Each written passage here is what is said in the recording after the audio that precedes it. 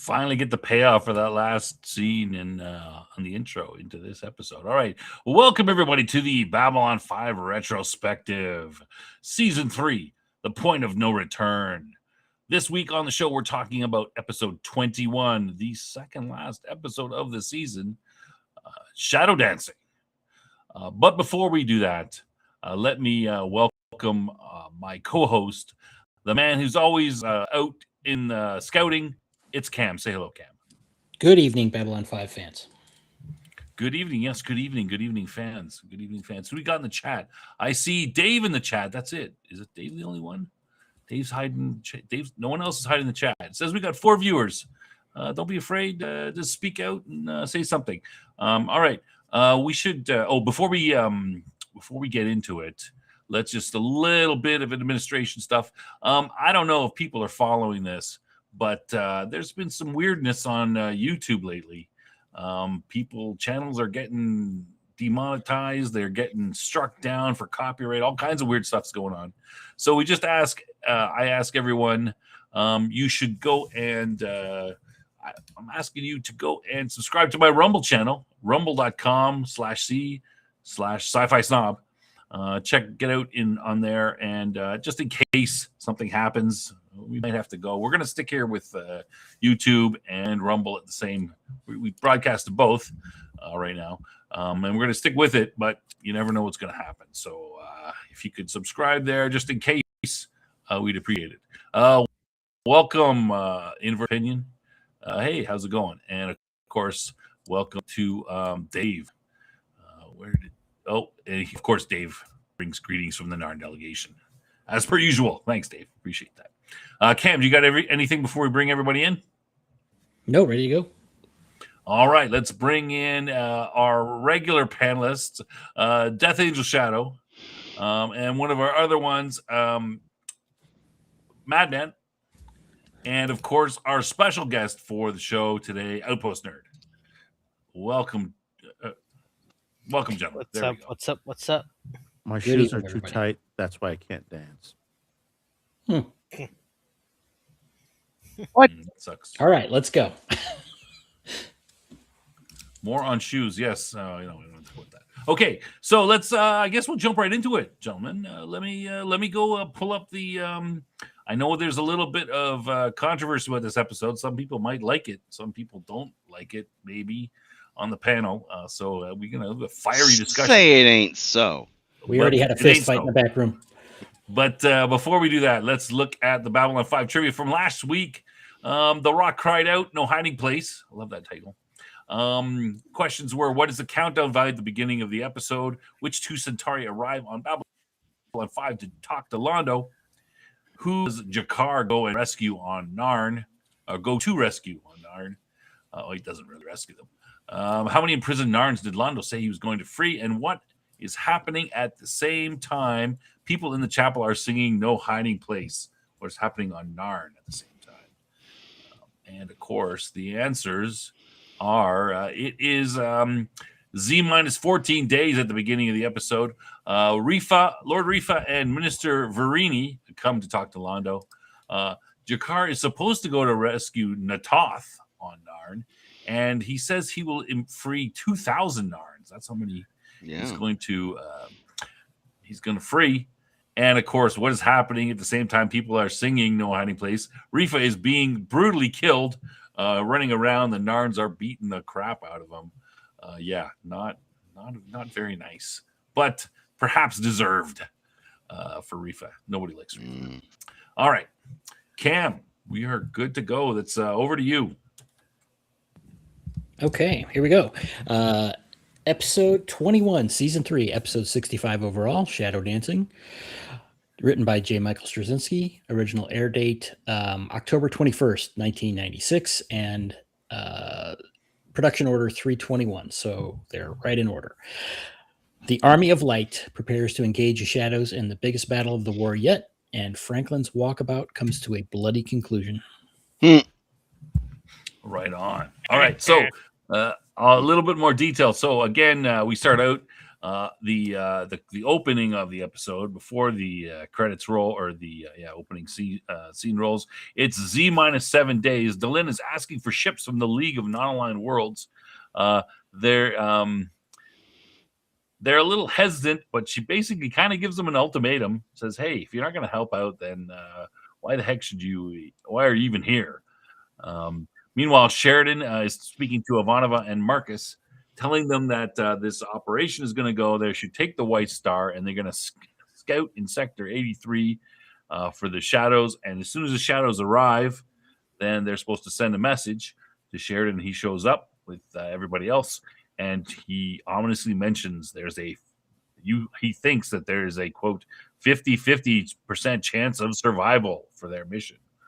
We get the intro, and right after the intro, we have the Delenn going back to the League, and they basically say you're going to have all the ships that they can spare, and Ivanova and Marcus leave, and they give an Egyptian blessing. All right, so there's sort of I saw Cam will correct me if I'm wrong later, but there were sort of two plots going on. I'm going to look at the Franklin plot first, real quickly. We've got Garibaldi talking, and he is questioning with Zach if he should have let Franklin go on his walkabout. Maybe he should have stopped him. Maybe that's what he really wanted.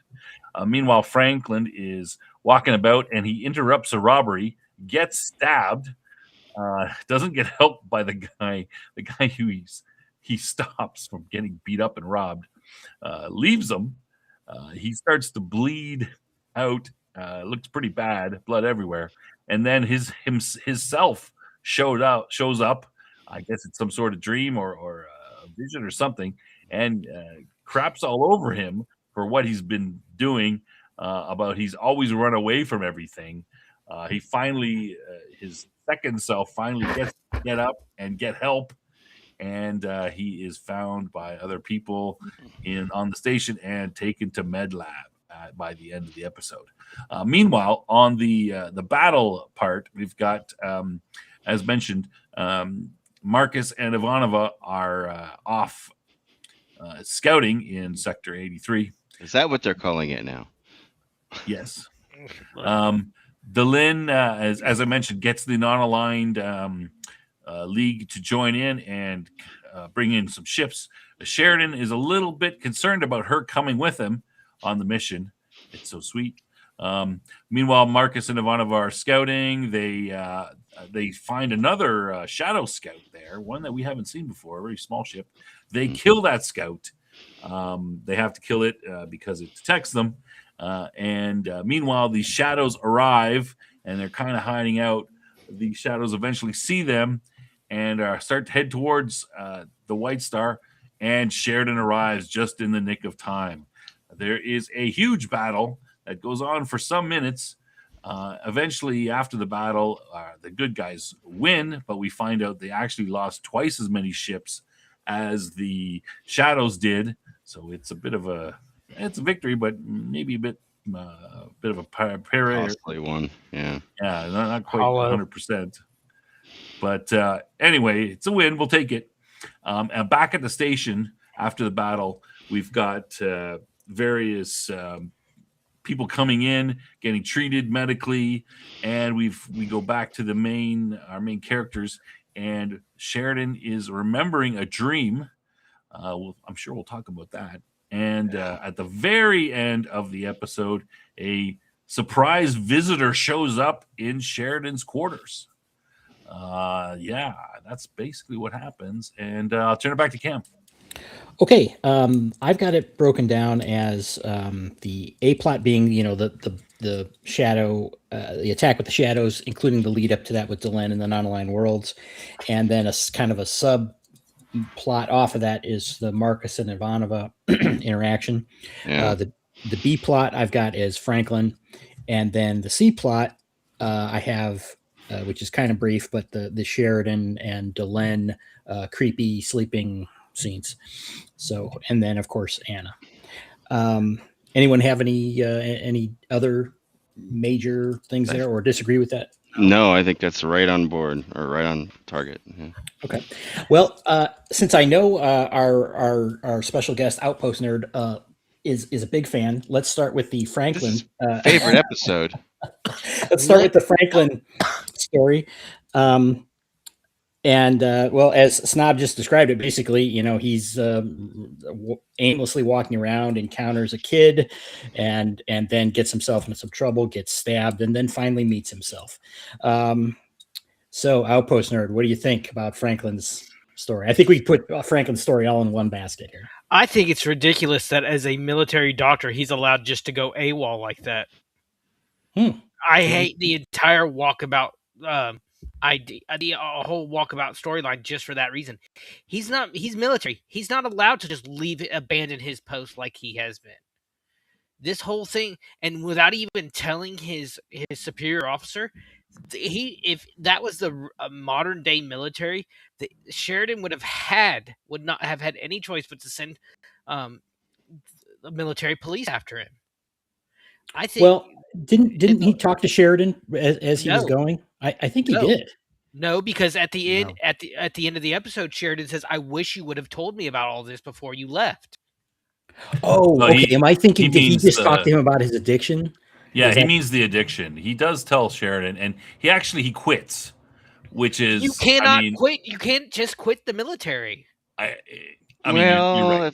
No, You're right. Yeah. You can't just quit, especially in the middle of a thing. I mean, I'm just saying that he does actually quit, but I'm pretty sure what happens is that, if I was Sheridan, I'd be like, oh yeah, you quit. Sure. Yeah. The guy's just messed up. I'm going to let him take off for a while. I'm going to put him down. I'm going to, he's probably fudged the rules and said, I think leave. this. I know. I think Franklin was completely selfish in the fact that he chose now of all times to do a walkabout when they're on the brink of not just a civil war, but an intergalactic war for survival. Okay.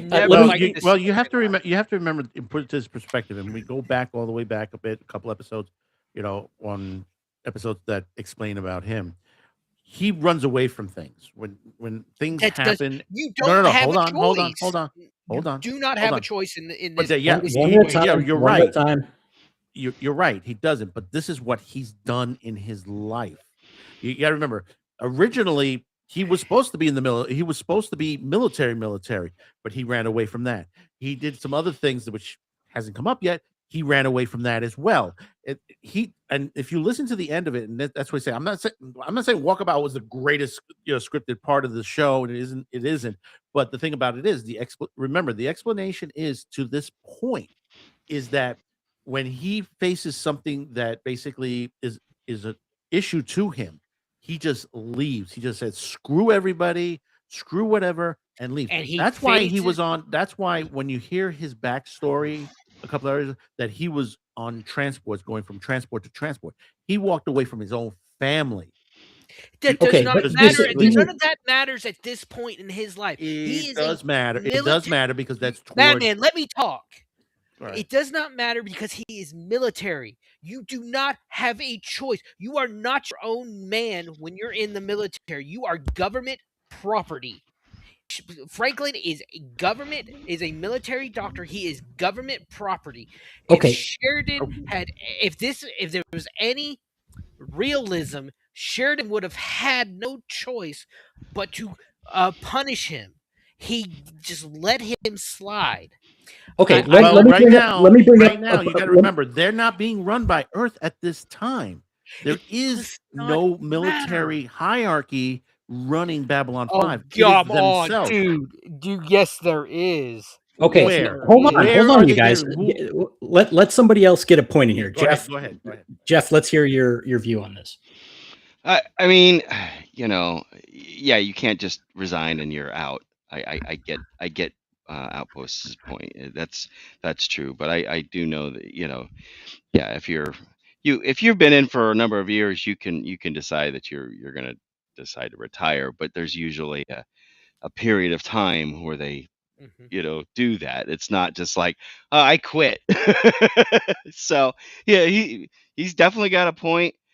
I think the walkabout thing was kind of dumb, but I was like, kind of like whatever religion he's supposed to be. Fundamentalist. Foundationalist. Yeah, it's foundationalism. Yeah. But it's kind of like, okay. Is that a real thing? It probably is now. It might be. Well, okay. Here's the way I look. I agree with Outpost that I really didn't like the walkabout. The whole idea of it, I thought it was some hippy dippy baloney.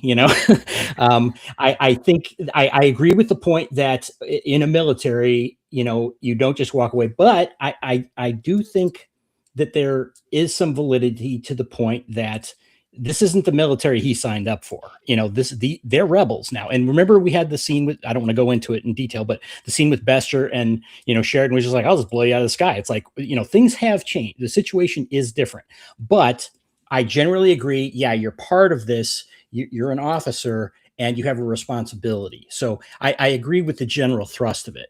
And then in terms of what Madman has said about all of this, you're kind of bringing up the points of what they're saying about Franklin. He is a guy that runs away, and that's what this whole thing kind of wrapped up and told us about his character, which I dislike about his character because it's not an amiable or admirable quality. But I like that his alternative self was giving him the boots about this. I like his alter is subconscious better. Yeah, me too. I was like, I like this Franklin a lot more. Did you notice what his subconscious was wearing? Well, his uniform. Yeah, exactly. I think that's good.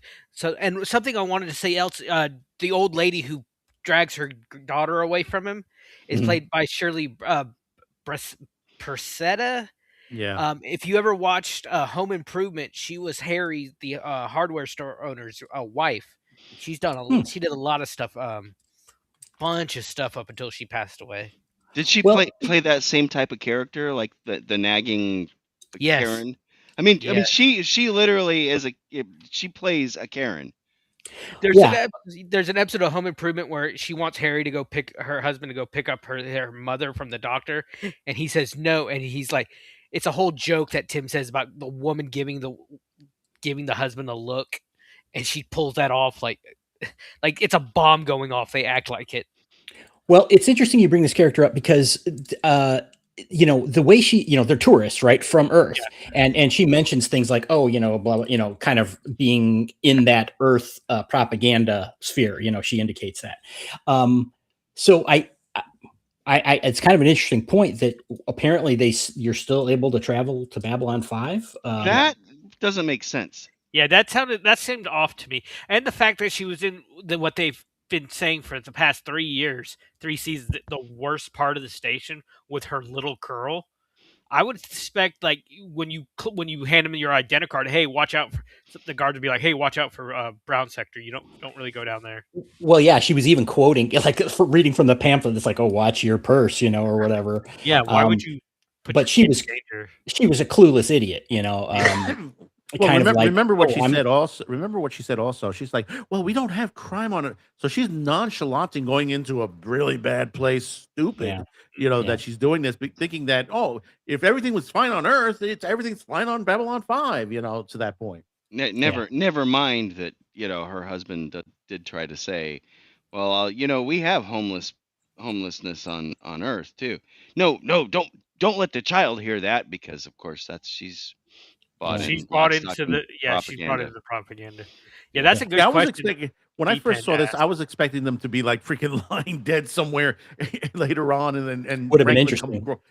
Franklin come across them, Yeah, we never see them again, do we? Nope. That would have. That might have been interesting if Franklin intervened to try and help them.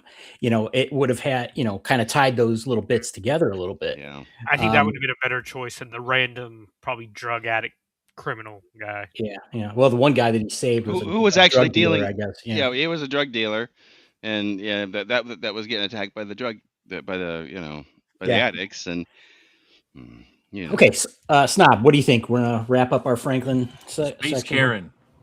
Is that it? Nothing about our first Space Karen. Pretty much.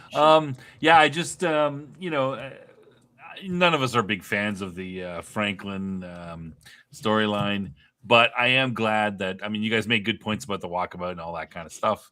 I am glad that I did enjoy the part where his alternate self is giving him crap, and I'm like, yeah, take it to him. Yeah. I did enjoy that. Finally, someone's feckless giving him little crap, even if it's himself. worm. But, yeah. So I guess this storyline is over just in time for the You know, it would have been more interesting that if Kosh was still alive, that it would have been Kosh doing that to him. No, I think that would have made it less. That would have taken away from the revelation of Franklin having this. It would have Well, no, taken you away wouldn't from know. the fact You that wouldn't know it's Kosh until the very end. Jeez. I Don't know, talk. but Try not to talk over each other, guys. Sorry, that would have taken the way of the character growth for Franklin, because I like the line that his hallucination says. He says, "Take responsibility for your actions, for crying out loud. You go in there and you fight for what matters for you. Don't just walk away because it's easier." So if Kosh would have been like, "Oh, the hallucination in disguise," I think that would have taken away from the character growth. I mean, that would have been interesting, Madman, but I think it would have just kind of brought down the whole importance of it, of the revelation. Yeah, that's a fair point. Okay, let's move on to the first segment of the A plot here, which I'd like to suggest that it's kind of the lead up to the battle, and the discussions before they leave the station. So just briefly, we've got Delenn in her Ranger 1 jacket there, or a coat, and the discussion with the non-aligned worlds, and then we have the discussion with Sheridan, Ivanova, and Marcus, and then discussion of them sending the scout ahead, and then I guess Sheridan and Delenn start to talk about their other stuff. But so the lead up into this, Madman, you want to start us out with the setup, or your thoughts on it? Repeat that. Sorry, the headphones just popped out. The setup of the A plot prior to the scout Delenn ship plot. stuff. Oh, the Delenn plot with the non-aligned worlds. You mean? Yes. Yeah, and but also we can also talk here about Sheridan and Ivanova and Marcus talking about the plans. Yeah. The thing with when we start off with this, with the legal line worlds, and the thing that gets me on the legal line worlds, they're always still arguing to the situation, but these guys are involved to the point. But Delenn is trying to tell them, says, listen, we need your ships. We need for you to get together, and we're going to tell you to go somewhere. Wait there, and we're going to tell you what to do afterwards. And they're not trusting her at that point.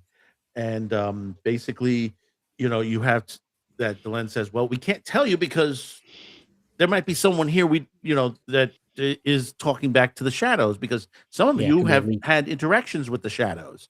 So how can we trust most of you if to tell you all the true plans, that some of it might get back to the shadows at that point. And basically, she says, listen, this is what we're going to bring to the table. We're going to bring some of our cruisers and also a fleet of ships that you haven't seen yet, which are the White Star, the White Star fleet to that point.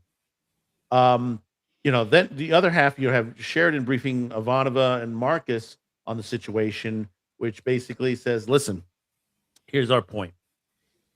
We're going to go in, fight them, but someone's going to have to go in there to check out the territory. In other words, they're going to have to, go around the area to see if the shadows are there. And if the shadows are there, send the signal back and get the hell out of there to that point, back and forth. So basically, you have that other point onto there. And it's like, Marcus and Ivanova says, oh, okay, we're going to be the sacrificial lamb to the situation. Even though Sheridan has said, don't take on the ship, don't take it on. In fact, we know later on they're going to have to take it on, because basically you get their counterpart that's also scouting the Shadow Scout, that's also doing the same thing that they are, gets a wind of them. So so they end up in sort of a sticky situation at that point. Yeah. Sure. Jeff, what do you think about this, the setup for this? This is going back, a little bit from the last episode where they have discovered this theory. Well, they have a theory, at least, that is being left alone so they can make this big strike. And now they're kind of nervously, executing this plan, trying to keep it secret. Well, they said Sector 83. Mm-hmm. For the past 2 months, they've been kind of corralling people in there. But he did. Of course, she starts off with addressing the council, and she's pleading with all the non-aligned worlds and whatever to pony up. Kind of.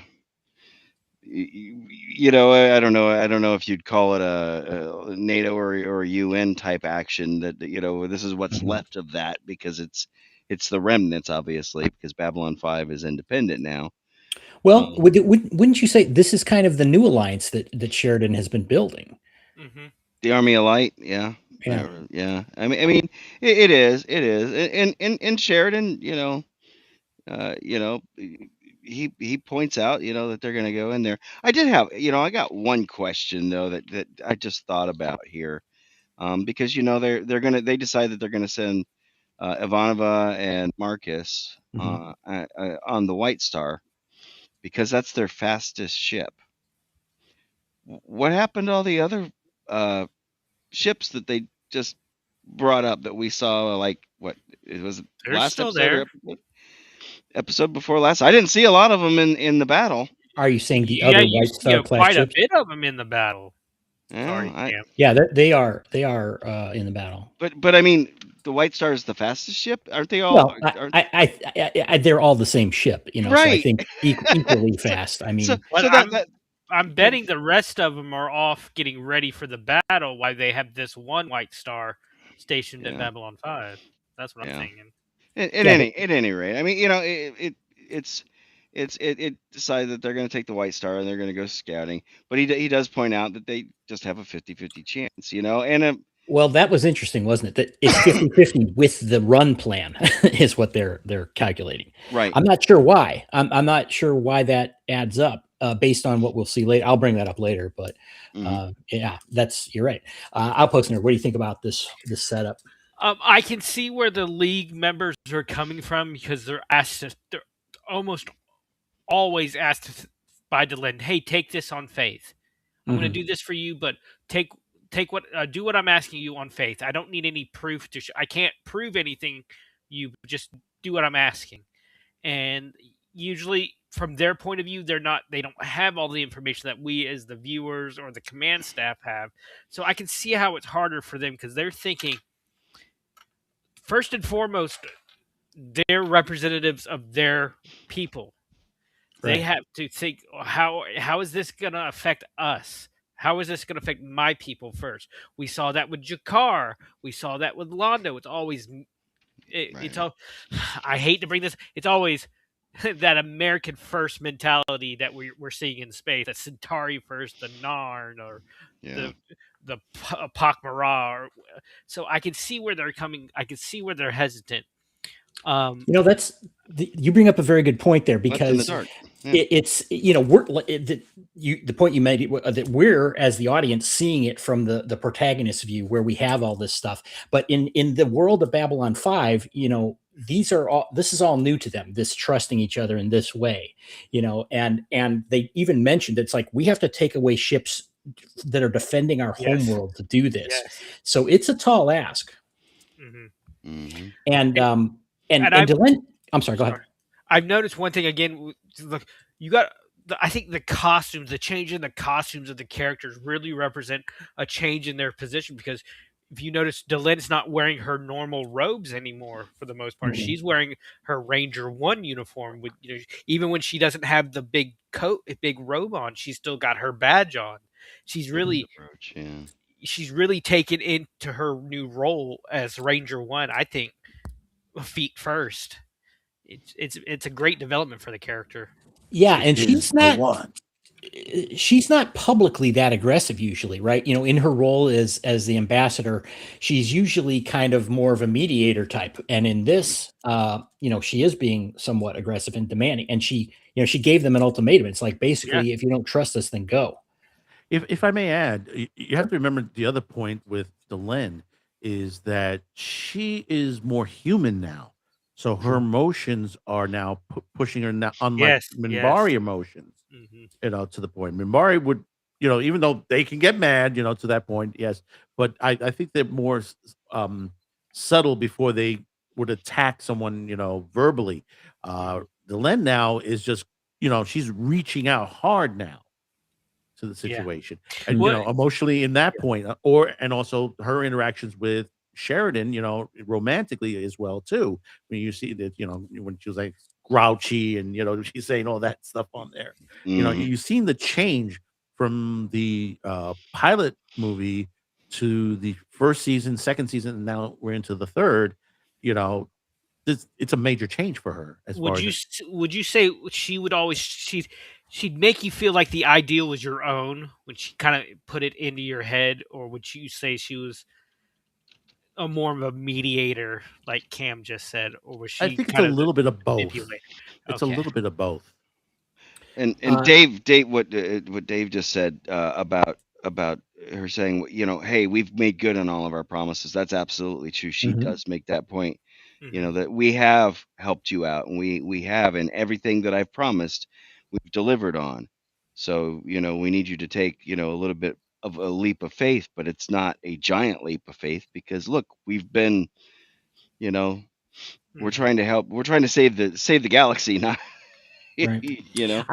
I liked that when she came back, it was just the one Drazi guy. I thought I wrote that down was a good impact. It was and you could see like her heart sank.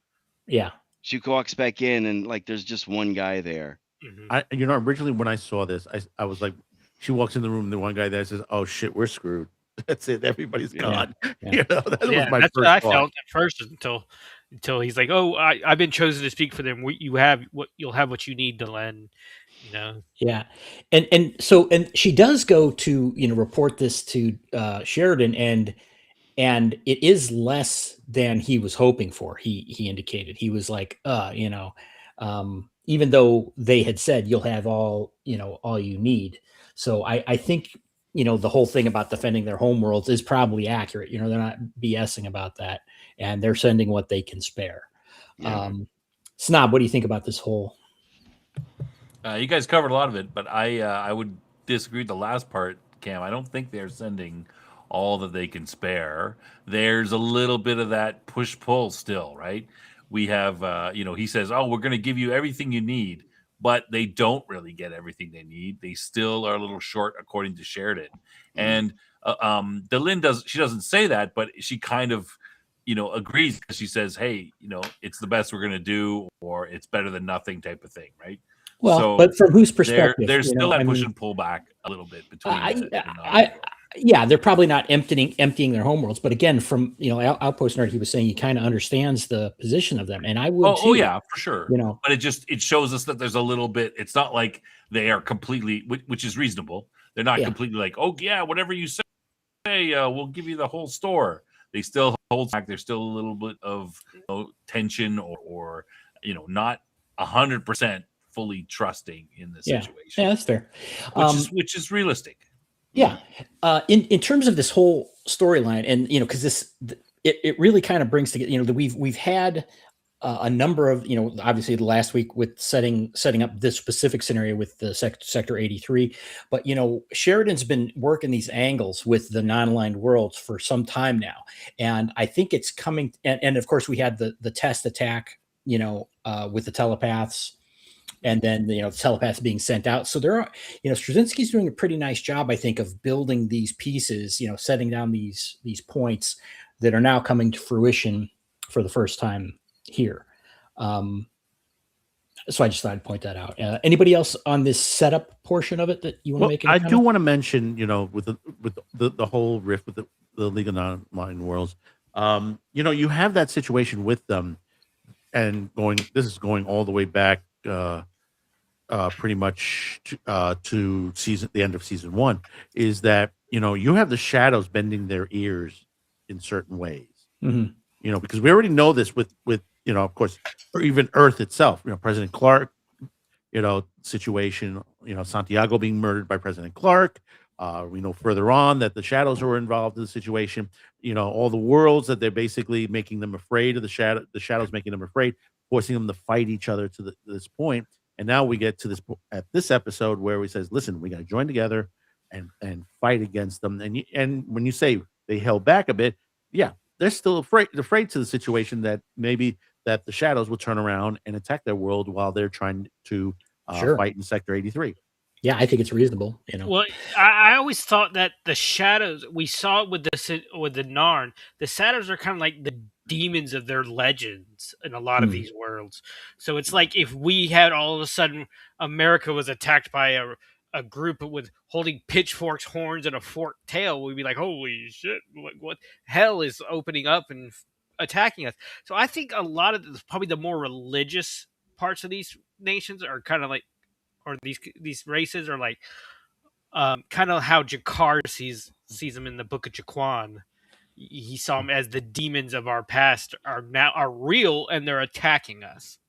That's an interesting point. I like how it was brought up by Jakar, that they do have legends that surround them and such.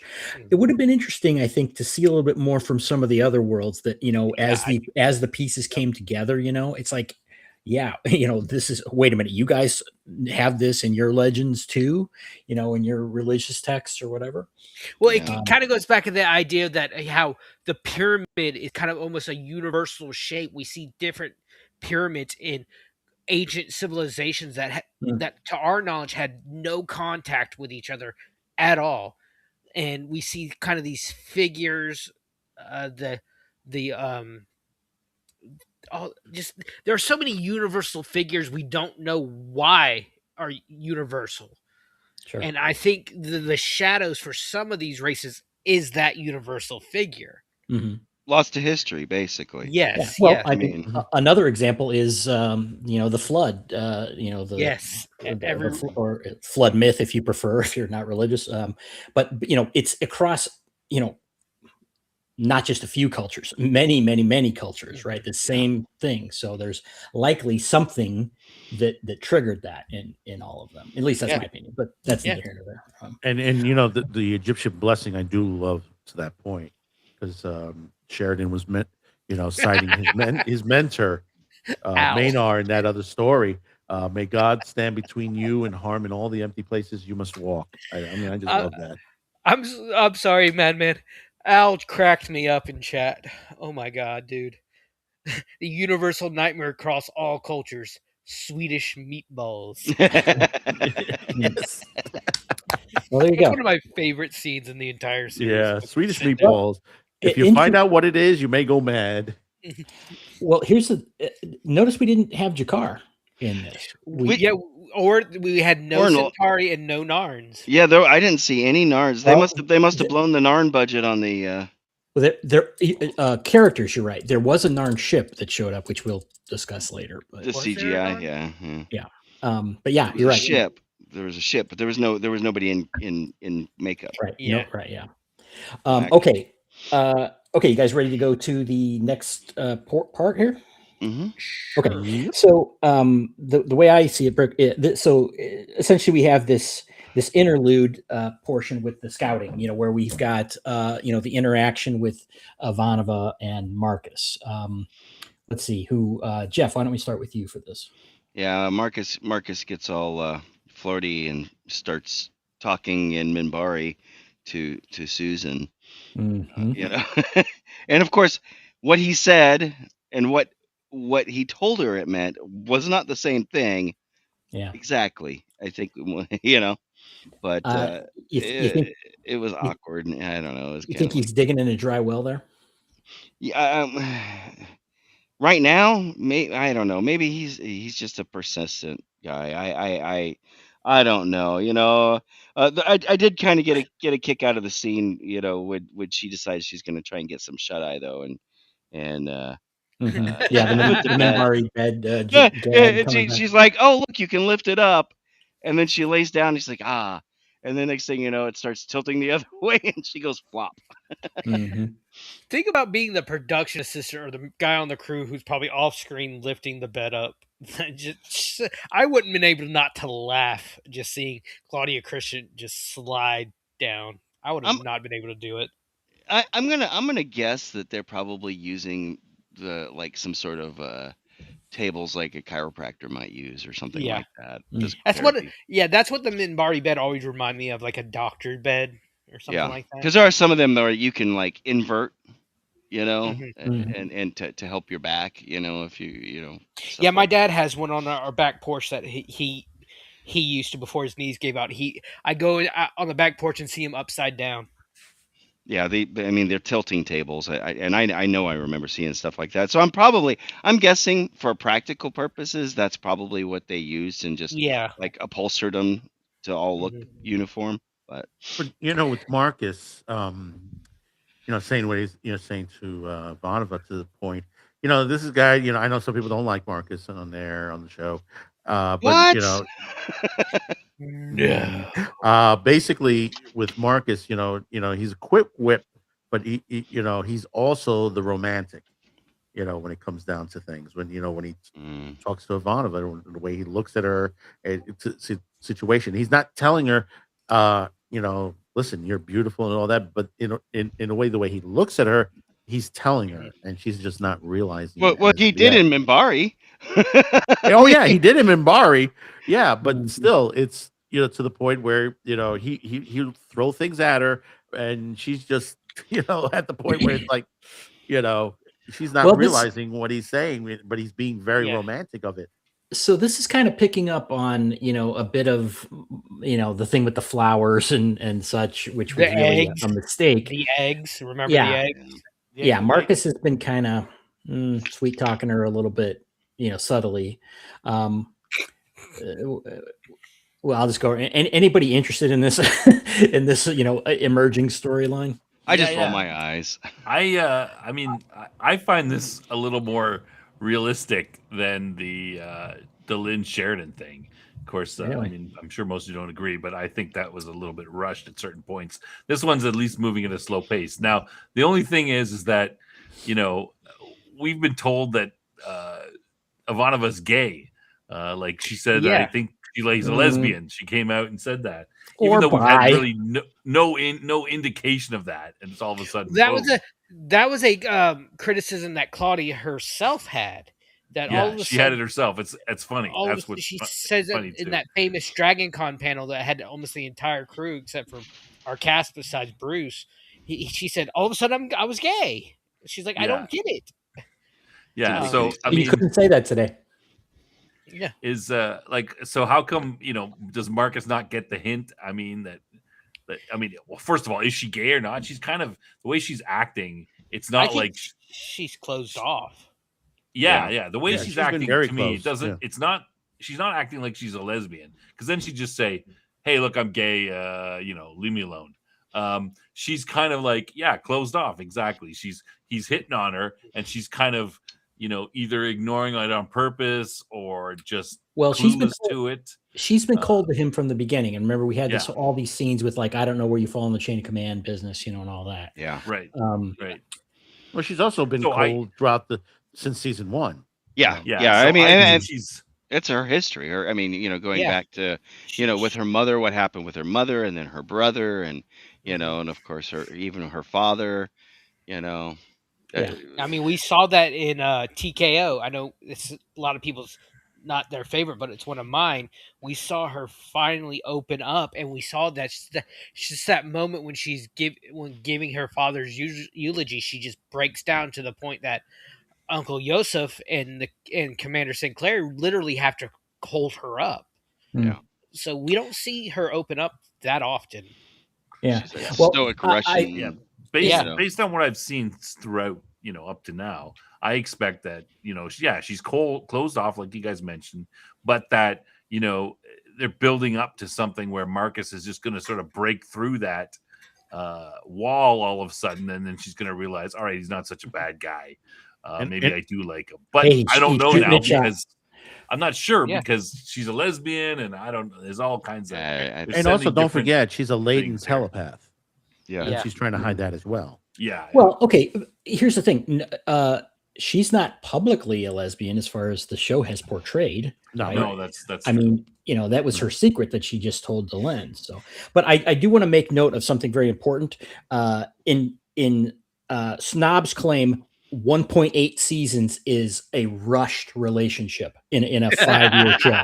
I agree 1.8 with Snob, but I agree on that one though. We do. Well, you're both wrong. It's objectively, that's crazy. It was It's rushed crazy. in the beginning. It was rushed in the beginning, and they slowed the pace down later on, and that It's not. it got Yeah. better. Sorry. Go ahead, Jeff.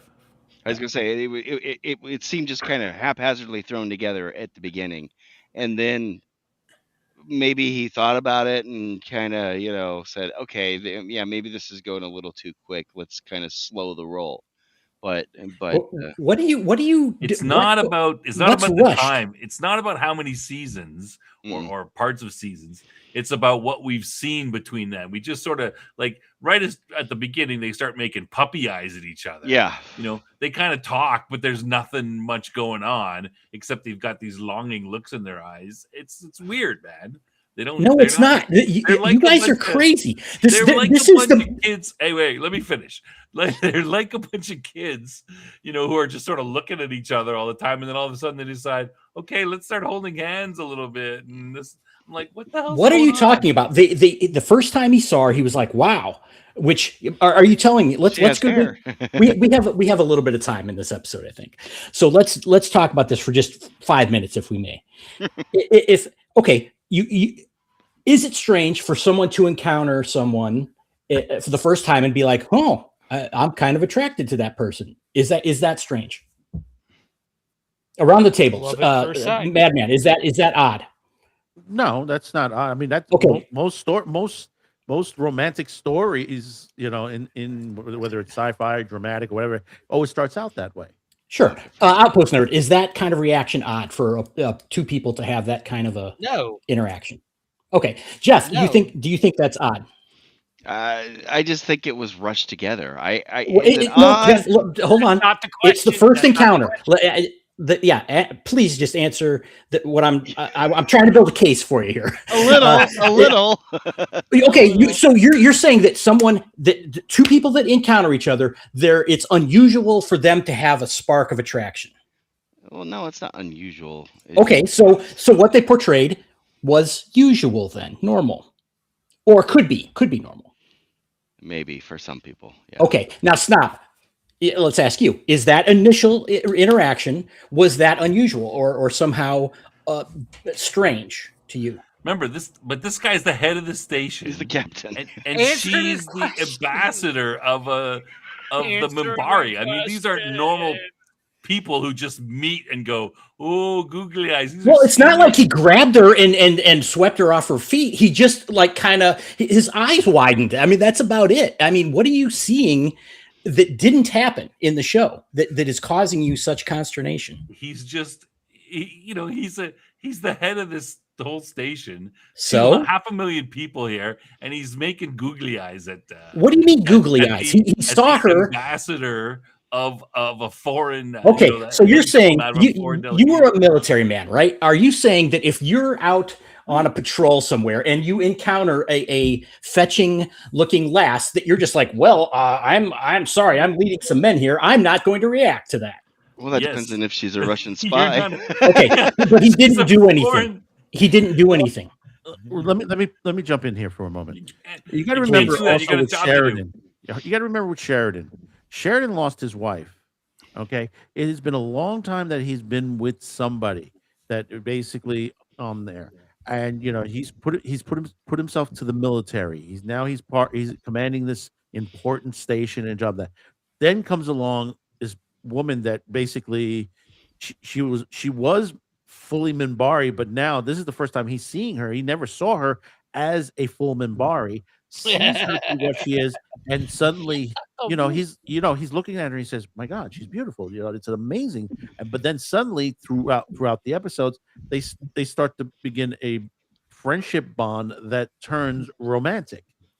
This is not something where it's like, it just happened. It took a bit of time for him to, open up with her. It was not something that was overnight that happened on this. Okay, That's right. The Ivanova situation, different situation there. Literally happened like that. Yeah. This is not just this wouldn't be just his. This would not be his second marriage. This would be his third. Oh yeah. No. Well, Stop, that's stop. a little spoilerish. I'll post I'm not, spoilers. and I'm not. Stop, madman.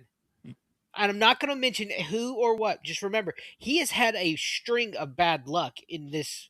So I can. You're right, but you're putting a bit of a. No, I'm not. I understand you're No, trying I'm to put it into there, but don't go that far yet. Okay. 30 years later, okay. For the chat, Dave seems to agree that it was a stilted Yay, Dave. expression.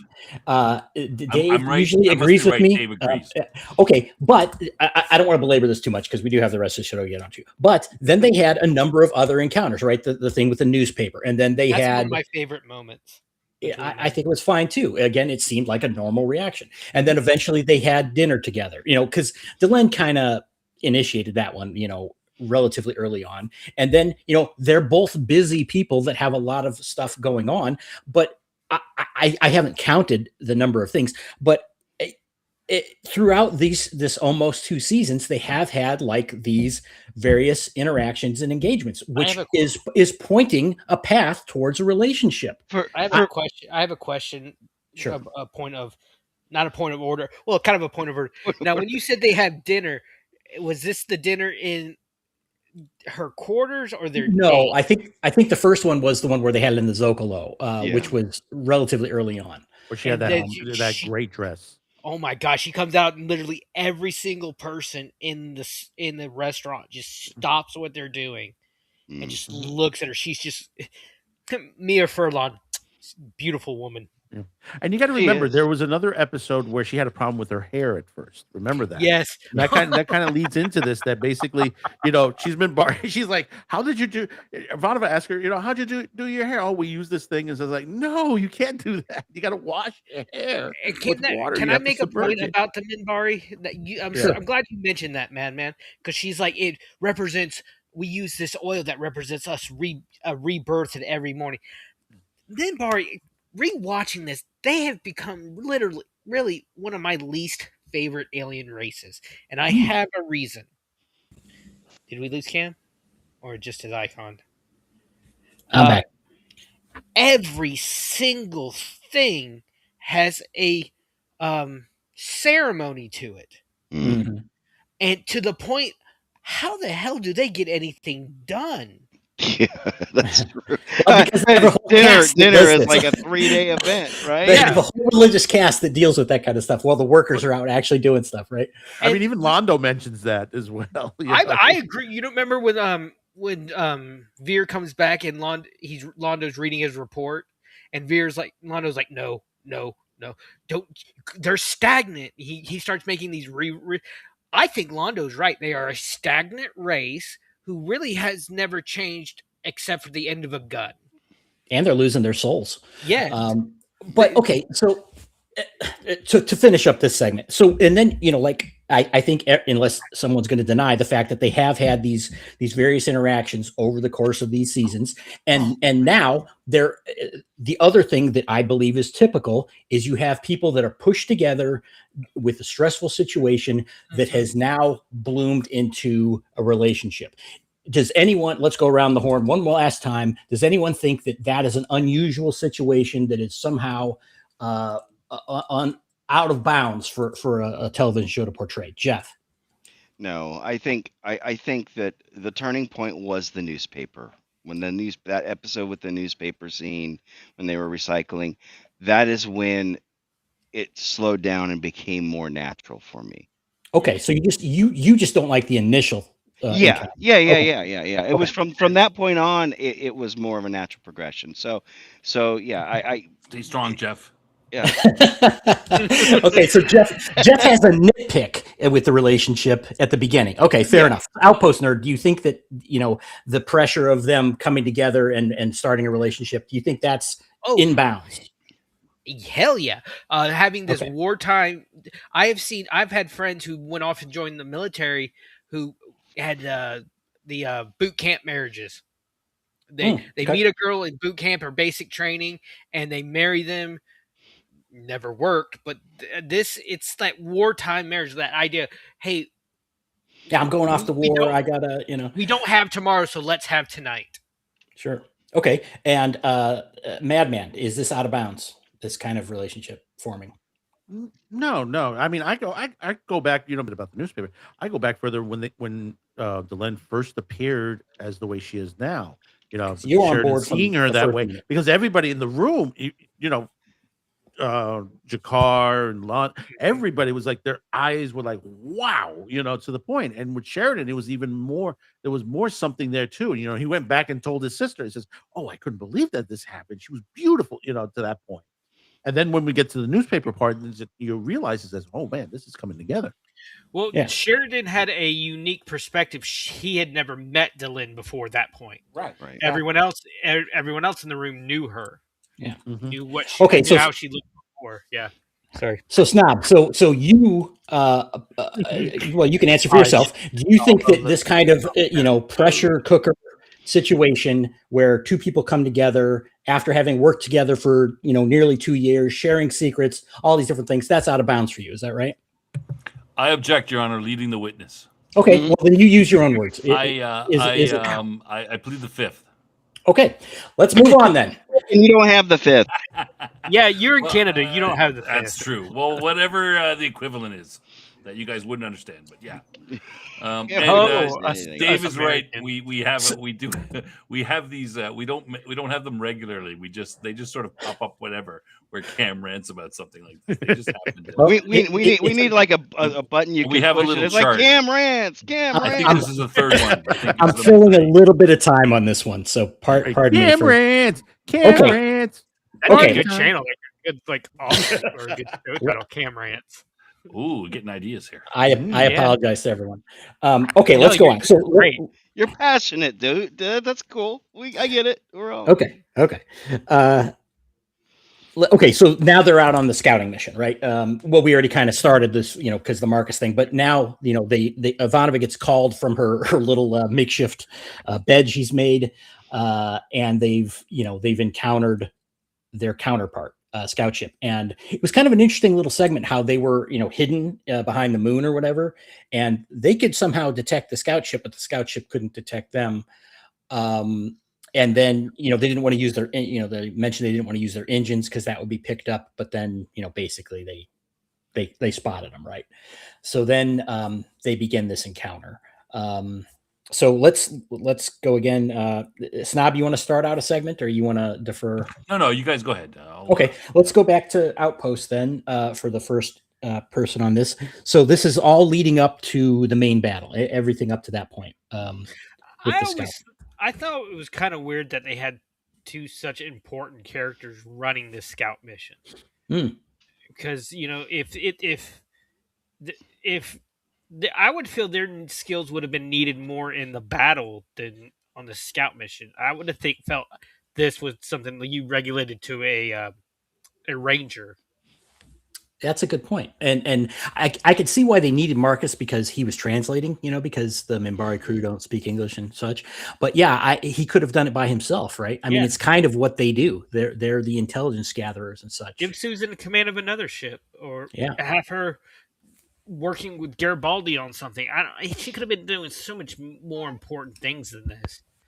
And yeah, you made a good point I did not think about. How are they able to monitor the shadow vessel, but the shadow vessel wasn't able to see them? They were hiding in the dark, I guess. Well, yeah, but how did they notice? Did they use their instruments to track the shadow vessel, or did they look out the window and see them? Yeah, it was a little unclear. Yeah. And the only reason the shadow vessel saw them because they were, like you said, they were in the shadow of the moon and they couldn't move, and then the moon moved. Yeah, of course. Yeah. Well, I think they spotted them. Yeah. I think the answer to your question, Outpost Nerd, is that they needed these two on the ship so they could have that interaction begin. I mean, from a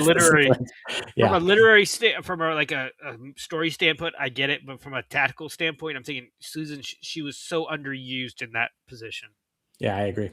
Yeah, well, I mean, they said they were like 3 hours from to their destination, but only 20 minutes from the White Star. So okay, that was another thing that was weird, right?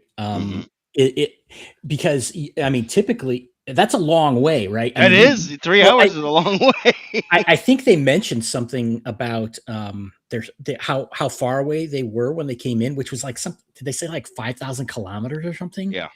Okay, that's not 20 minutes, in a spaceship. That's 10 seconds or Yeah.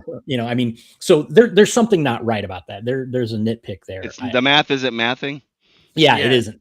Yeah. And I can understand if they were farther away from wherever the point of striking is, but usually the shadow ships, they come in right on top of you and they're Right. blasting, so I don't know, they were doing some hand waving there. Yeah. I'm sorry, Madman.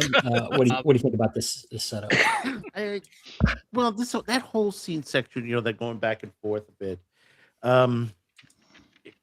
Was it really needed?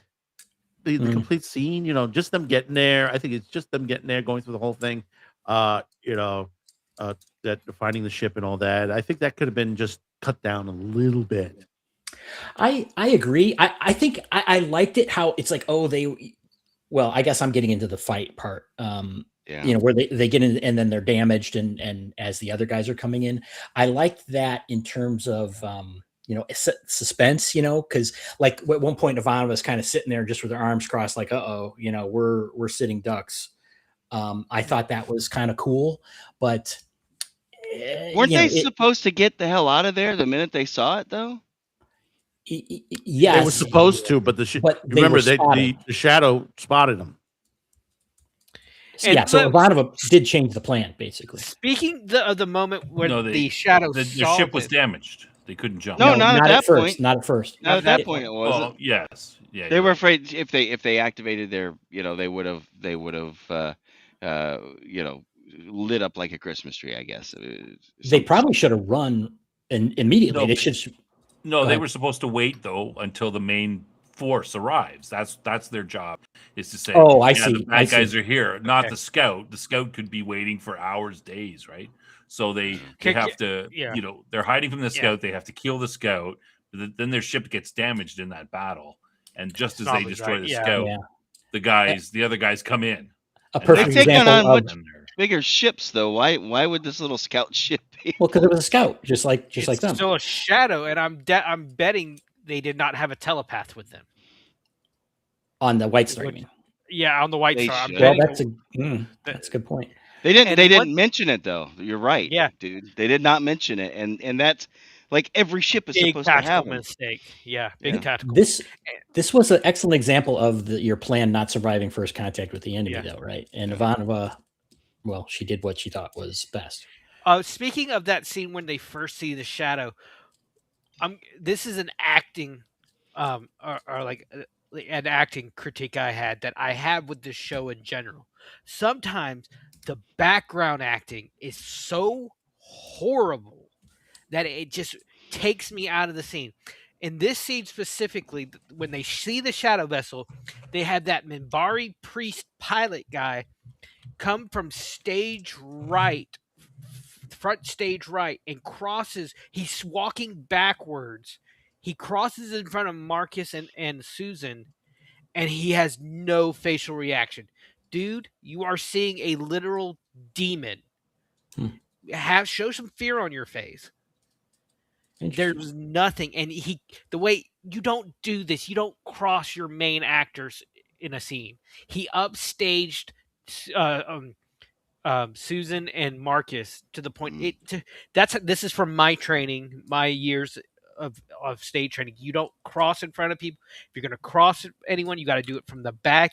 And shouldn't the director have been taking care of that though? That's a direction issue. This is the latest. And there'll be two other instances I want to mention before in this episode specifically that I noticed. This is an issue, long-standing issue with 90s sci-fi in general that I've seen, and I think if I wasn't a trained actor, it would not bother me. But I'm thinking, oh God, some of these stage directions and this pantomiming you see in this show specifically, it just ruins the scene for me. See, the thing that bothered me is with the Minbari telepaths. I did not find them convincing. Yes. They were just kind of in the flinching main and battle. yeah, and it was like, and I'm like, they mostly have blank expressions. Yeah, well, they just compared to Lita, who was like really going. She was intense. Yeah, the camera pans over them. I agree with Jeff. The camera pans over them. They just sort of sit there like grimace a little bit. They gotta, I don't know, nothing. Barely any expression at all. Well, okay, so this, we talked about. What do you guys think about Ivanova's? I mean, Ivanova made a choice here. Okay, well, we're going to engage this ship. What do you guys think about that, Madman? On which part? I'm sorry.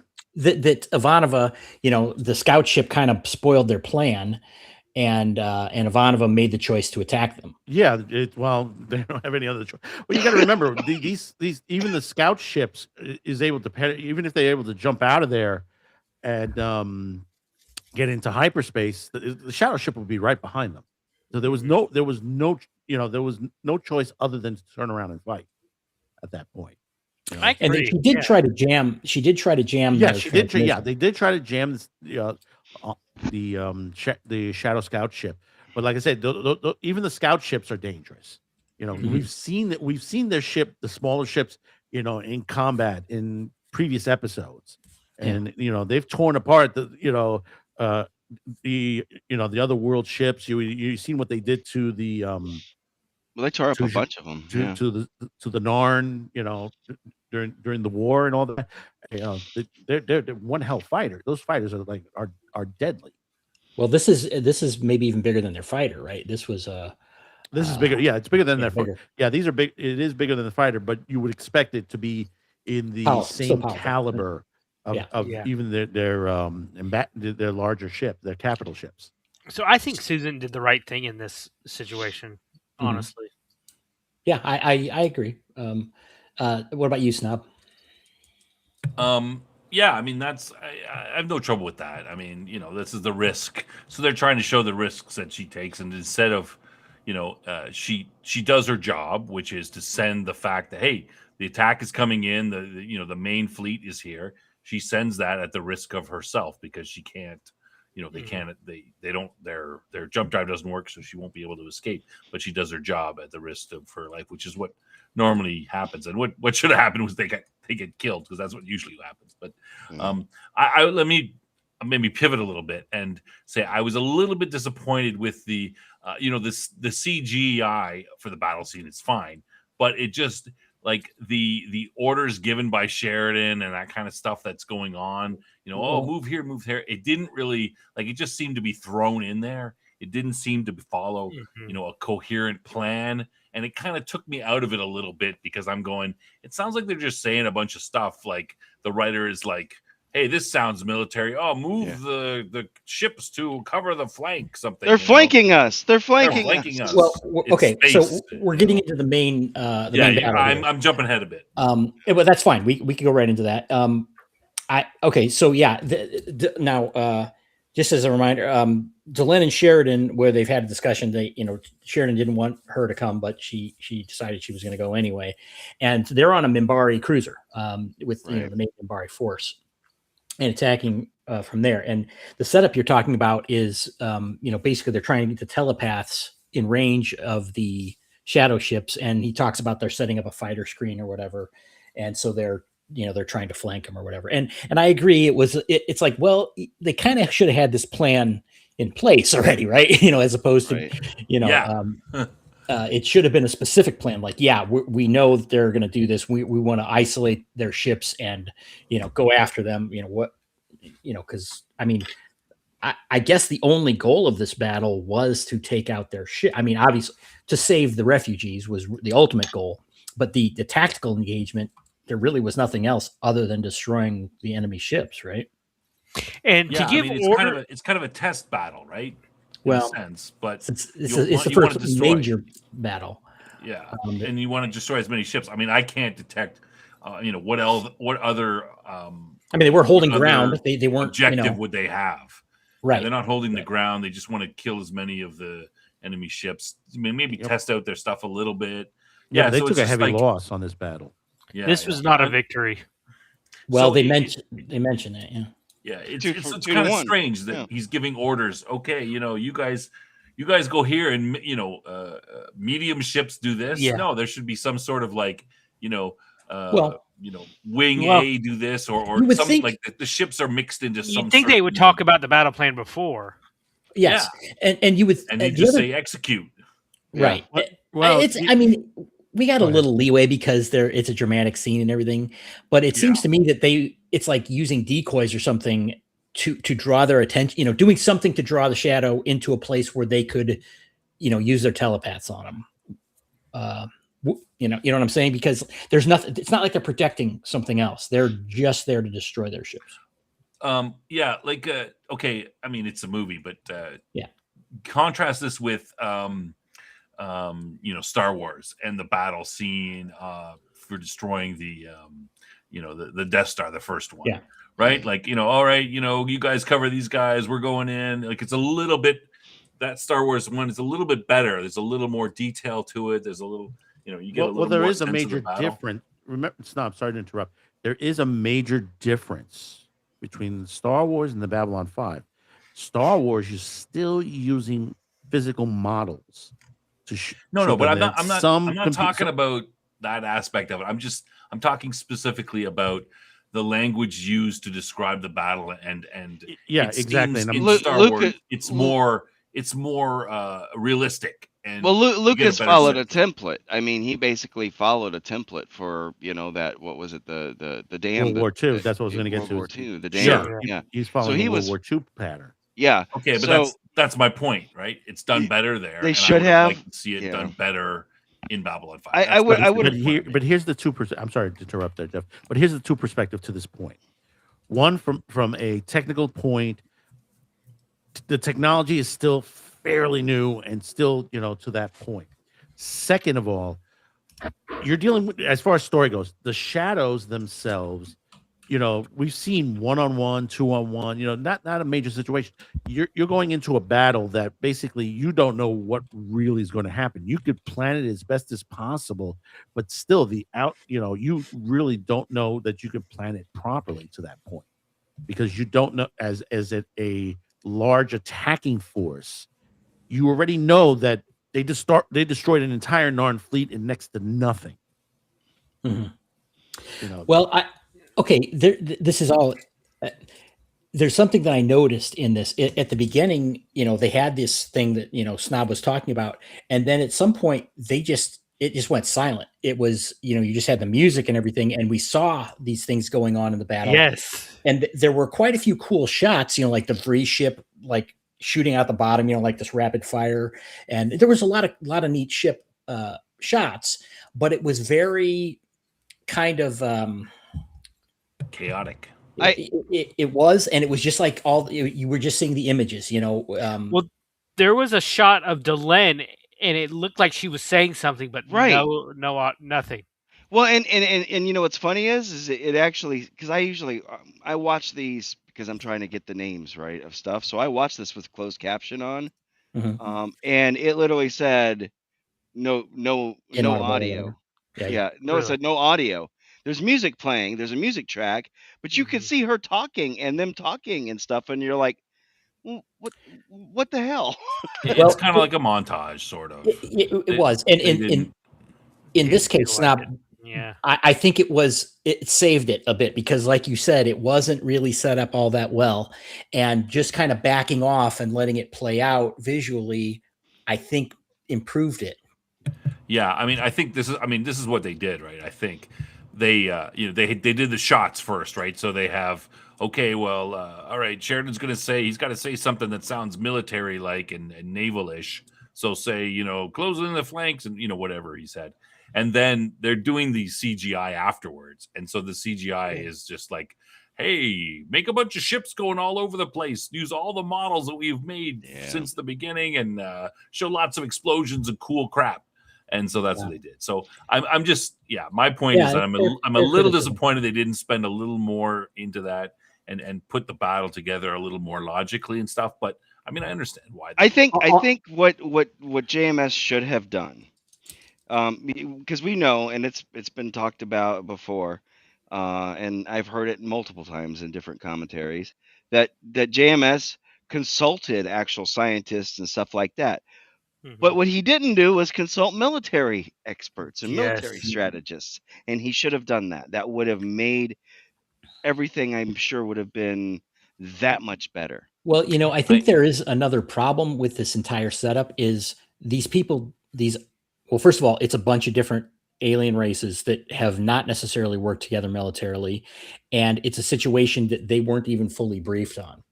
Yeah. So I think maybe Snob, it could have gone two ways. They could have just said, okay, look, you're going to do this. But they could have taken this opportunity to show Sheridan coordinating these disparate forces very well, which would have been difficult. I think it would have been difficult, but I think it would have been cool if they could have done it. And they could have reinforced his he's the fact that he's a military genius and he's the best at all this stuff, like they've been portraying. Weren't they supposed to be briefed 2 hours before battle? Except they didn't know when the battle was going to happen. Right. A couple of things. I think the main thing is I think that JMS, he doesn't really care about this. Like, the show is mainly about the political aspects, and it's not about the individual battles. Like, so he's not going to spend the time to focus on that. I think that's probably the main reason. But what were we going to say? I was going to say it's such a stupid tactical decision to be giving orders basically over the radio live. What made him think that the Shadow could not be listening to the orders he was giving to the rest of the fleet? They could easily have intercepted his transmissions. Like, he's going to send guys over here. Let's send our guys over here. Same reason why Earth couldn't figure it out as well, because the Minbari technology is different to the situation. You remember, he's saying it out to the ships the same way when the Earth War happened with the Minbari. That's not that Earth is that's communications is communications. No, we don't know what the Shadow. The Shadows seem to have capabilities far beyond what Earth versus You're Minbari. Correct on that. That's what I'm saying. You're correct on that. But but you still they're still dealing with people on the ground. Remember that, as far as that, because you have Mr. Morden and a lot of others that are still their communications thing that they're bringing on there, and also a couple of shadows themselves that you've seen Mr. Morden with shadows. So communication wise, they could have sat back and pulled every communication that they can, but they didn't. They got on the ground. So there are points where they can't pick everything up. They may be advanced, but they're still not everything. They've been asleep a long time. I think this was a miscalculation on Krasinski's part. Yeah. Oh yeah, no, it is a miss on certain aspects of it. I do agree on that. What about the tactical center? Because we didn't even mention that. At first I thought they were in the Grey Council.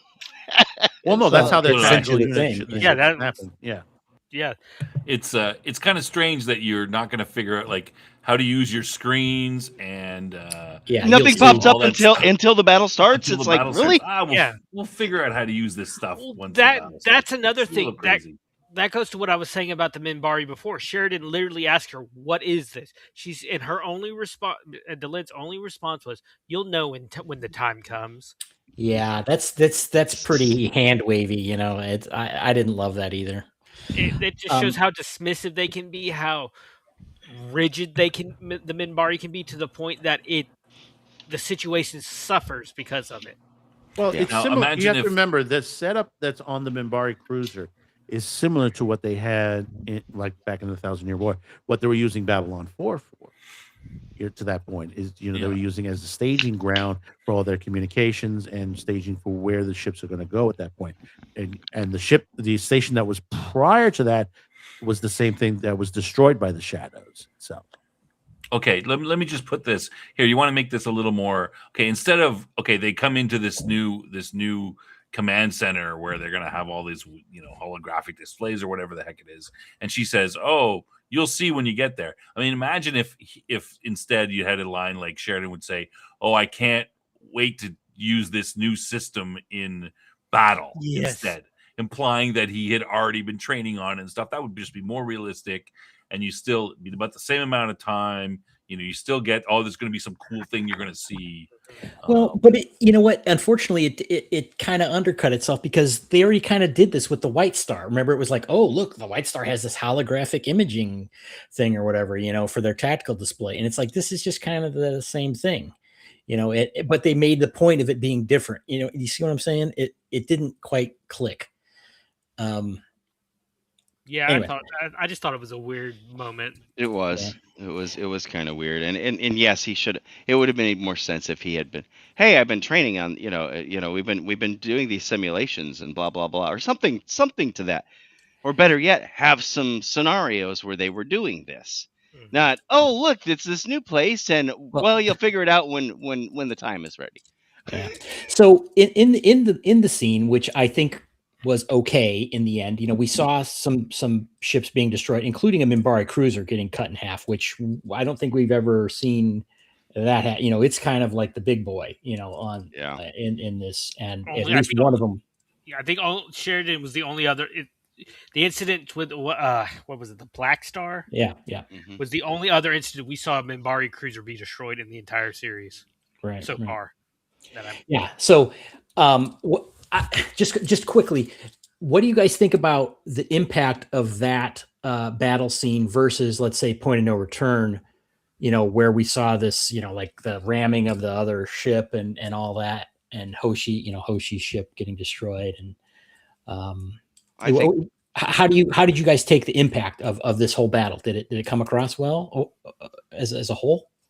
Well, it was sluggish. It was sluggish. Yeah, but I kind of expect that to have happened because, like I said before, they're going into a battle that, they really not experienced as a group in the whole fighting the shadows together. You're talking about a dozen different type of ships, from different worlds working flying together. Saucers. You don't know that if it's going to work. And you meanwhile you have one group of ships, which is the shadows themselves, who are advanced type. Even though the Minbari and the White Stars are advanced, the other ships are not as advanced as they are. Yeah, I did like seeing some. Well, we did see the Narn cruiser in there taking some shots. Yes, I saw that. Yeah. And then the Vree ship, like I mentioned, was a cool attack. So these ships do have some power behind them. These other weapons aren't anything to sneeze at, even if they're technologically inferior. It's easy to beat the crap out of something still, I suppose.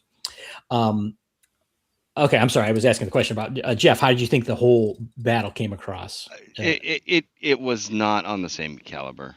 Okay. I don't think it was nearly as good. The CGI didn't look as good to me, to be honest. I thought the CGI was much better in Point of No Return. In that it was more of a mess. It was more chaotic. And a lot. Yeah.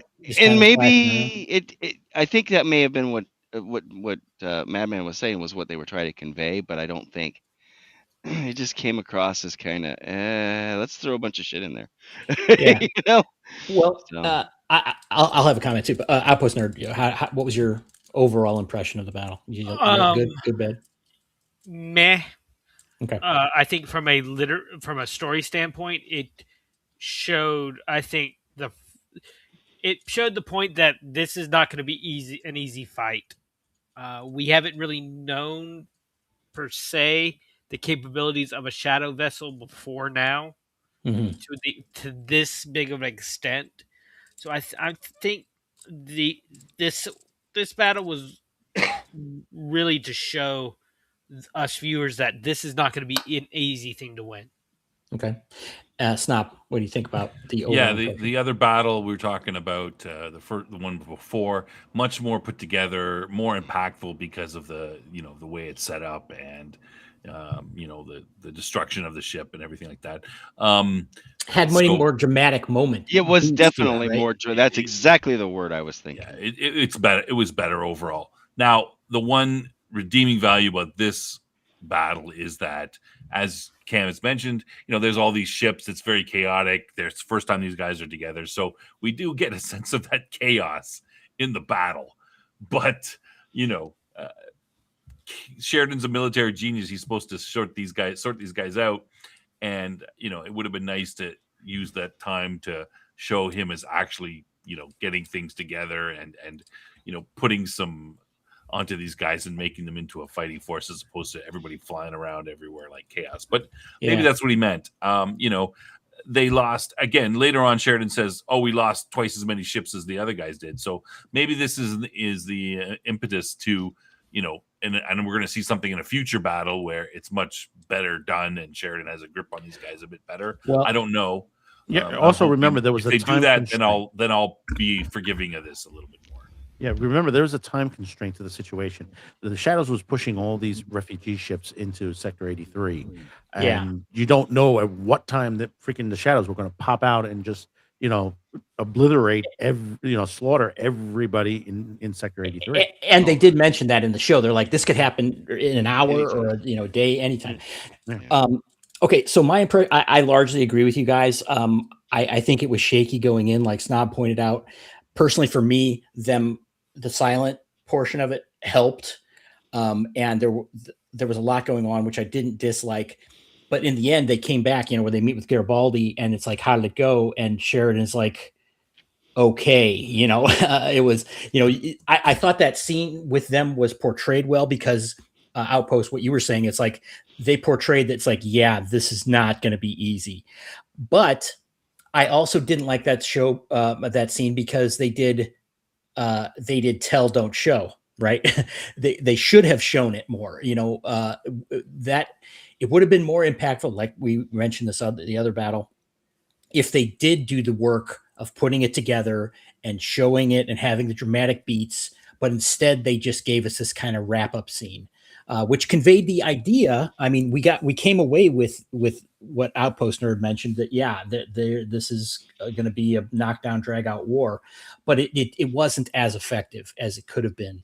Well, they had that great shot that showed the fleet, and you had all the ships damaged. You even see a White Star listing on its nose across the screen. So I think that they tried to show the impact of it. Yes, but like I said, this was not a victory. This was a survive. Right. They survived. They did not win. Yeah, even though. Well, I guess technically it was a victory though, because they did drive the Shadows away from their target. But yeah, in terms of losses, you're right. It was heavy losses they suffered.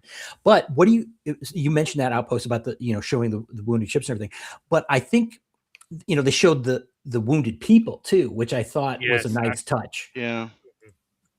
What do you guys think of that? Yeah, no, that's what you should show in a war situation. The casualties that are going to happen, the ones that have died, the ones that are badly injured, burnt, missing limbs. We've seen this in other science fiction shows and movies about war. It's a situation where you show the casualties situations, or as they say, the fortunes of war, the happenings around that, even though those who are innocent, what has happened to them as well. Yeah, you know what, Snob, can you bring up Hoodow's comment there? It says, got to wrap up storytelling so we know they're going to be a season 4. Exactly why they shouldn't have been pissing away God knows how many episodes on nonsense. Yes. Instead of getting to telling the war story. So thank you for bringing that up. It's true what you say there, but yeah, they wasted a lot of time on garbage. Where they could have been delving into and having like a full episode devoted to this the battle itself. So, again, story, the armchair quarterbacking, right? But yeah, did JMS know he was going to get a season 4? At this season point? 4, I think they knew season 4. I think season 5. Season 4 was greenlit. 5 was the okay. issue. That's what I was wondering. So he had like, I agree with Cam. They pissed away a lot of stuff. I would have loved to see more of the darker side of this war. Like to meet our Star Trek quota of the day. You know that? Remember that episode of Deep Space Nine, The Siege of AR 558, where Jake and Nog get caught up on that planet that's basically being invaded by the Klingons. You saw the darker side of the Indian War. Yeah. I would love to see more episodes. More. It's gonna sound morbid when I say this. I would have loved to see more scenes of the med bay being filled up. Well, that's the issue, because basically season 4 originally was supposed to have continued completely the entire Shadow War. The Shadow War was supposed to go through beginning heavily at this point at the end of season 3, going into season 4, and then season 5 was supposed to be the Earth Civil War, but that never came because of all the issues that JMS went through with Warner, and then of course TNT in the end. To that point. Yeah. Okay. Any last mentions of this before we go to the scene with Delenn and Sheridan? And any more comments on the battle? I mean, no, but I got the mention of the Garibaldi Franklin scene when he's in the hospital bed, but that can wait. Okay, well let's just go right to that because it is kind of in the aftermath here with the med bay and all that. So that's true. There is this whole scene with Franklin's. So okay, let's talk about that. The Franklin, does stumble out of his encounter with himself and does get taken to medical bay, and Garibaldi is there waiting for him. And then he has a scene with him, and then he has a scene where he talks to Sheridan. Outpost Nerd, why don't you go ahead start that off since you mentioned I think it was stupid of Franklin to disregard Garibaldi's experience with addiction, because he's an alcoholic. But there's this again. I could mention this is number 2 of bad background acting when he jokes around with Franklin, and you have the other doctor scanning him, and Garibaldi literally makes the joke directly into the doctor's face, and the doctor does not react at all. No, like, or no, nothing. Just scans and walks away. Again, I know that's nitpicky, but to me, that takes me out of the scene. You don't interact with your environment, and your co-stars are part of your environment. Interact with them. I noticed laugh that at too. what they say. Yeah, and then when Franklin, he's just back like nothing ever happened, and he's barking. He's sitting in a wheelchair, barking orders, and he's like not even in uniform, or hasn't even been officially. Yeah. And then he looks at the nurse. Where in God's green earth did you? Where in the world did you learn how to cauterize a wound? Here, let me show you. Pushes her out of the way. She has no response. Again. Yeah.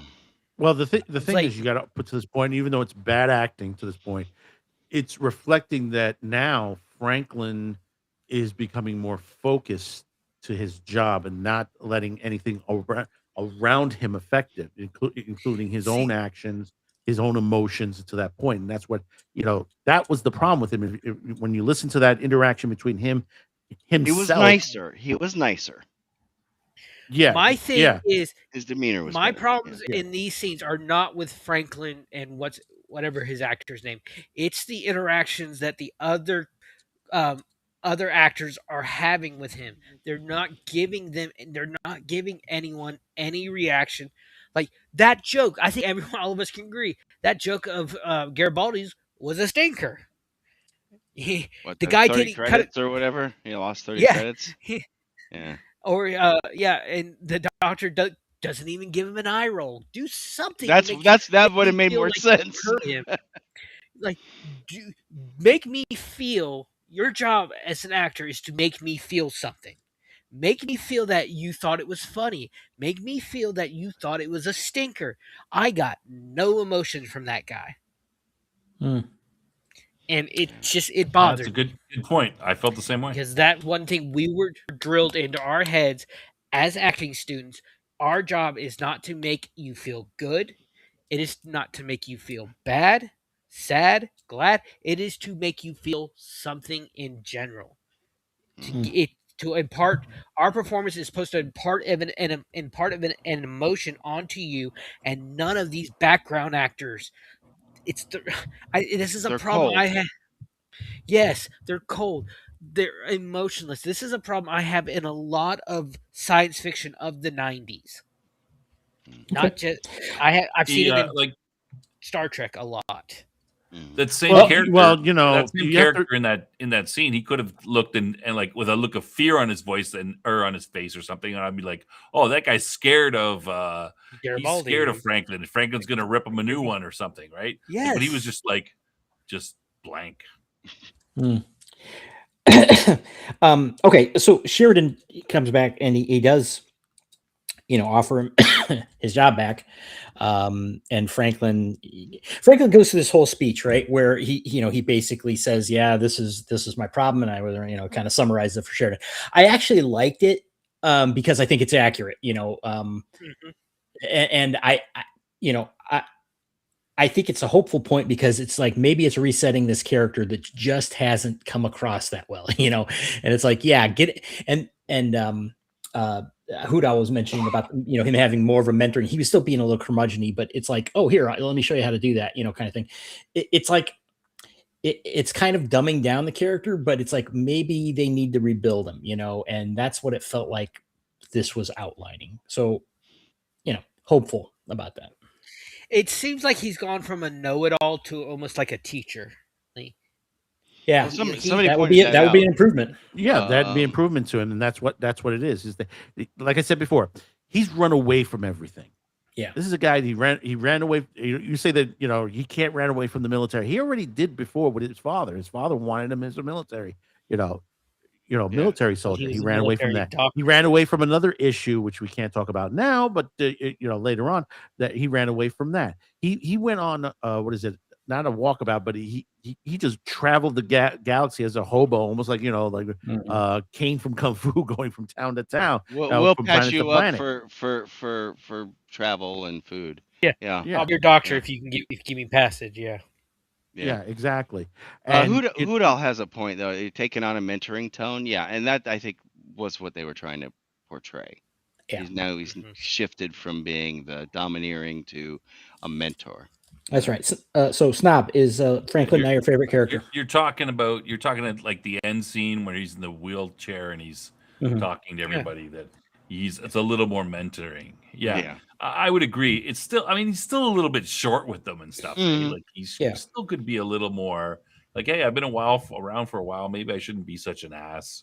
I was kind of, when he was on the stims, he was pretty sharp with we saw him, some of his fellow doctors, he was pretty sharp with them, and she called him out a little bit. But it almost feels like to me. Sorry. It almost feels like to me like if you watch Gordon Ramsay, if you watch him with kids and beginners, he's completely different. He's more relaxed. He's more understanding. But it's when he gets into shows like Master Chef, Hell's Kitchen, and he's dealing with people who should know what they're doing. That's when he gets mad. It's like I love the scene where he puts the woman's head between the two bread. What are you? I'm an idiot sandwich chef. But when he's with like Master Chef Junior, he's so nice and funny and great with the kids. Or like one of my favorite scenes is when he has that woman who's blind and she's like, he thinks her apple pie is just garbage, and he scrapes his knife across the crust. He says, "Do you know what that is?" He said, "That's perfect crust." She went on to win the season. Yeah. Franklin, I feel like when he's dealing with people who should know what they're doing, he can get a little, come on now, what's this? Come, you should know better kind of idea. And I think that's what we saw a little bit of at the end, specifically with the cauterizing scene. Well, also you got to put that was better. The cauterizing was a bit. You got to remember he had a knife to the gullet, and you know that's like reminding him every moment. I took a knife to the gullet. Oh yeah. And these people saved his life, so So bottom line, do you guys like? Let's just go around the horn. Are you optimistic about where we might be going with Franklin? I'm going to say yes. Jeff, Maybe. okay.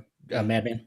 And there's things, the change coming to him that he's being mentored, and knowing what I know, I'm not going to give anything away, but they're most likely going to be change coming soon to him. Okay, Outpost Nerd. Yeah, I think the way they did it, the way they had the character grow was, like I said, not my favorite decision, but the growth that we're seeing from him and going to see from him is going to be, I think, pretty good. Okay, Snob. Well, you guys have already basically told me that there's going to be some growth from him, but that's with every character.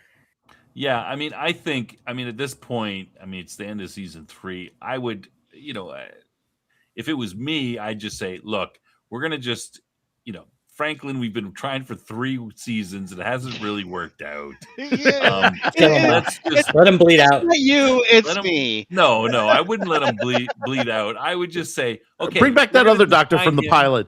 We're going to define the role. He's going to stick with the doctor stuff, right? He's going to get his scenes. He's going to be fixing people. Maybe we'll try to bring a few more in. Put him in the scenes with the. With the command saying, "Oh, we're short on bandages" or whatever. But maybe this character is not a main. This is a kind of a sideline character. Yes. Okay. He's supposed to be a main, but the mains are Delenn, Sheridan as the mains, and then the rest of them, and then Franklin's off to the side. It's unfortunate. He was supposed to be one of the, the big 4 or whatever, but it hasn't really worked out. He's a Lieutenant Barkley. Yeah, just push him to the side a little bit. Dare belittle Barkley like that. He was a great character. Just push him to the side a little, and then let him do the stuff. And okay, maybe not focus on him as much. Yeah. All right. Okay, so then I forgot to mention we did have the Z Z minus whatever. Mm-hmm. I think what do we start out at the beginning? Z minus. We're Z minus 2 at the end. It is at the end, yeah. But we do have a Z minus 4, and we have this kind of weird sequence where we see I think it says Z minus 4, and then we see a shadow ship and something, comes out of it, a shuttle or something. Yes. And then I think we go then to, there was the scene where Sheridan was discussing his dreams with Ivanova and Delenn, where he's talking about all that. I don't know. Man in between, you are the hand. Yeah. If Ivanova and the Raven, I don't know what. It was. Well, it was kind of funny. They were kind of like, "What does that mean?" I don't know. Yeah, they were kind of like, "I don't know either. I don't know what this means. I don't know." Yeah. Well, she's like, he tells Susan, "Well, you said this." She's like, "Why the hell would I say that?" Yeah, I did like that. I thought that was funny. It was a dream. Yeah. That's why. Well, the first part of it, he mentions that because of what she says is that we know now she's a latent telepath. That was part of what to that moment. Everything else is still falling into position. We haven't gone through the whole thing on there. We're still falling in. That's where the confusion comes in now. Yeah. I'm sorry. I should have talked about this earlier. The Vorlon wasn't involved in any of this planning either. It's on my list. Okay. Where were the Vorlons? Yeah. Okay. So then we see, this montage continues where we see, someone's arriving at the station, and then they do this weird thing. It's like where everyone's kind of looking. Camera view was well. Let me jump in for just a second. You just missed out one thing. Okay, go ahead. The segment between Sheridan and Delenn, that basically they have to have 3 nights together. Mm-hmm. Oh, yeah. Again, an overcomplicated ceremony. I was hoping to avoid it. Go ahead. Yeah, an overcomplicated ceremony. It says you will see their face, as the man sleeps. Their true face, yeah. Yeah, the true face. Joke, the little joke about and what if he insists on another night? Well, then they cut off your inheritance. No, it's like he cuts off their communication with the family or something like that. Something stupid. But do you remember when she first mentions it, what Sheridan thinks? Well, he jumps to the conclusion we all did. Yeah. Well, you know what? It is a little bit strange because it's very one-sided. It's like, oh, here we're going to follow my society's way of doing this. And Sheridan's kind of like, okay, I guess maybe that's what dudes would do. They're like, hey, I gotta go along with whatever she wants, getting where I want to go. But remember, this whole bedroom scene was seen back when they were on Babylon 4 when she had that flashback. Yeah. Right.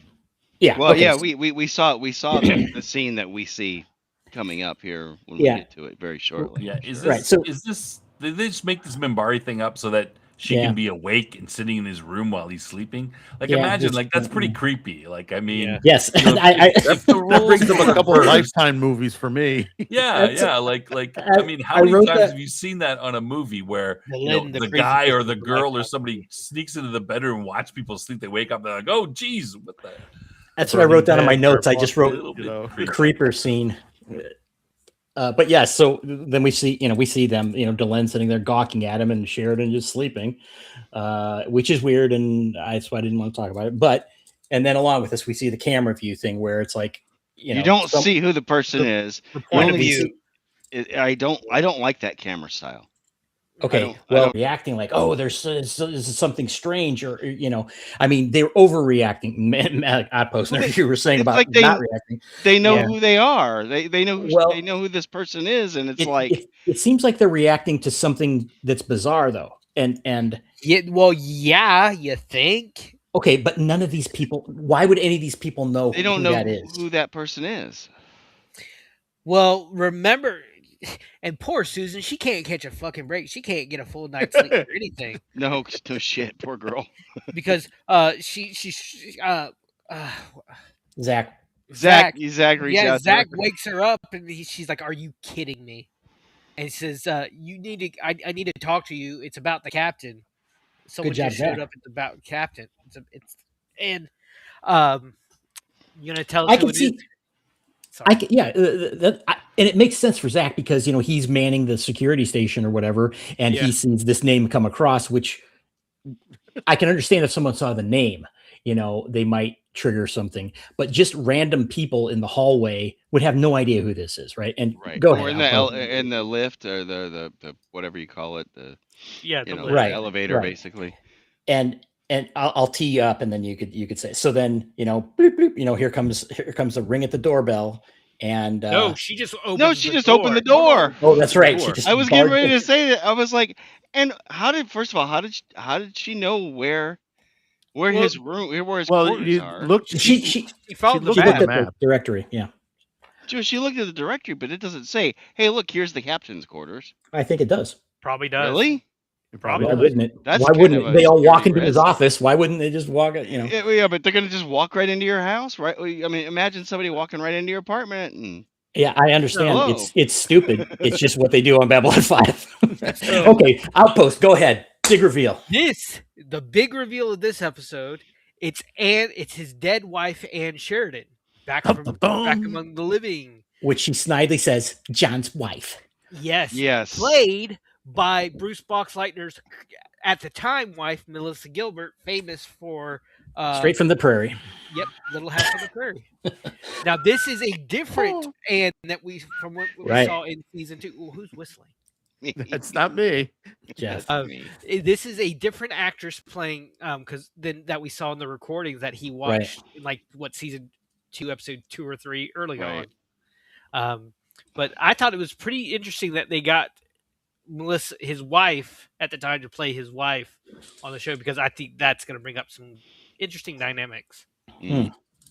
Well, and then boom, and then we get the Z-2. Yeah.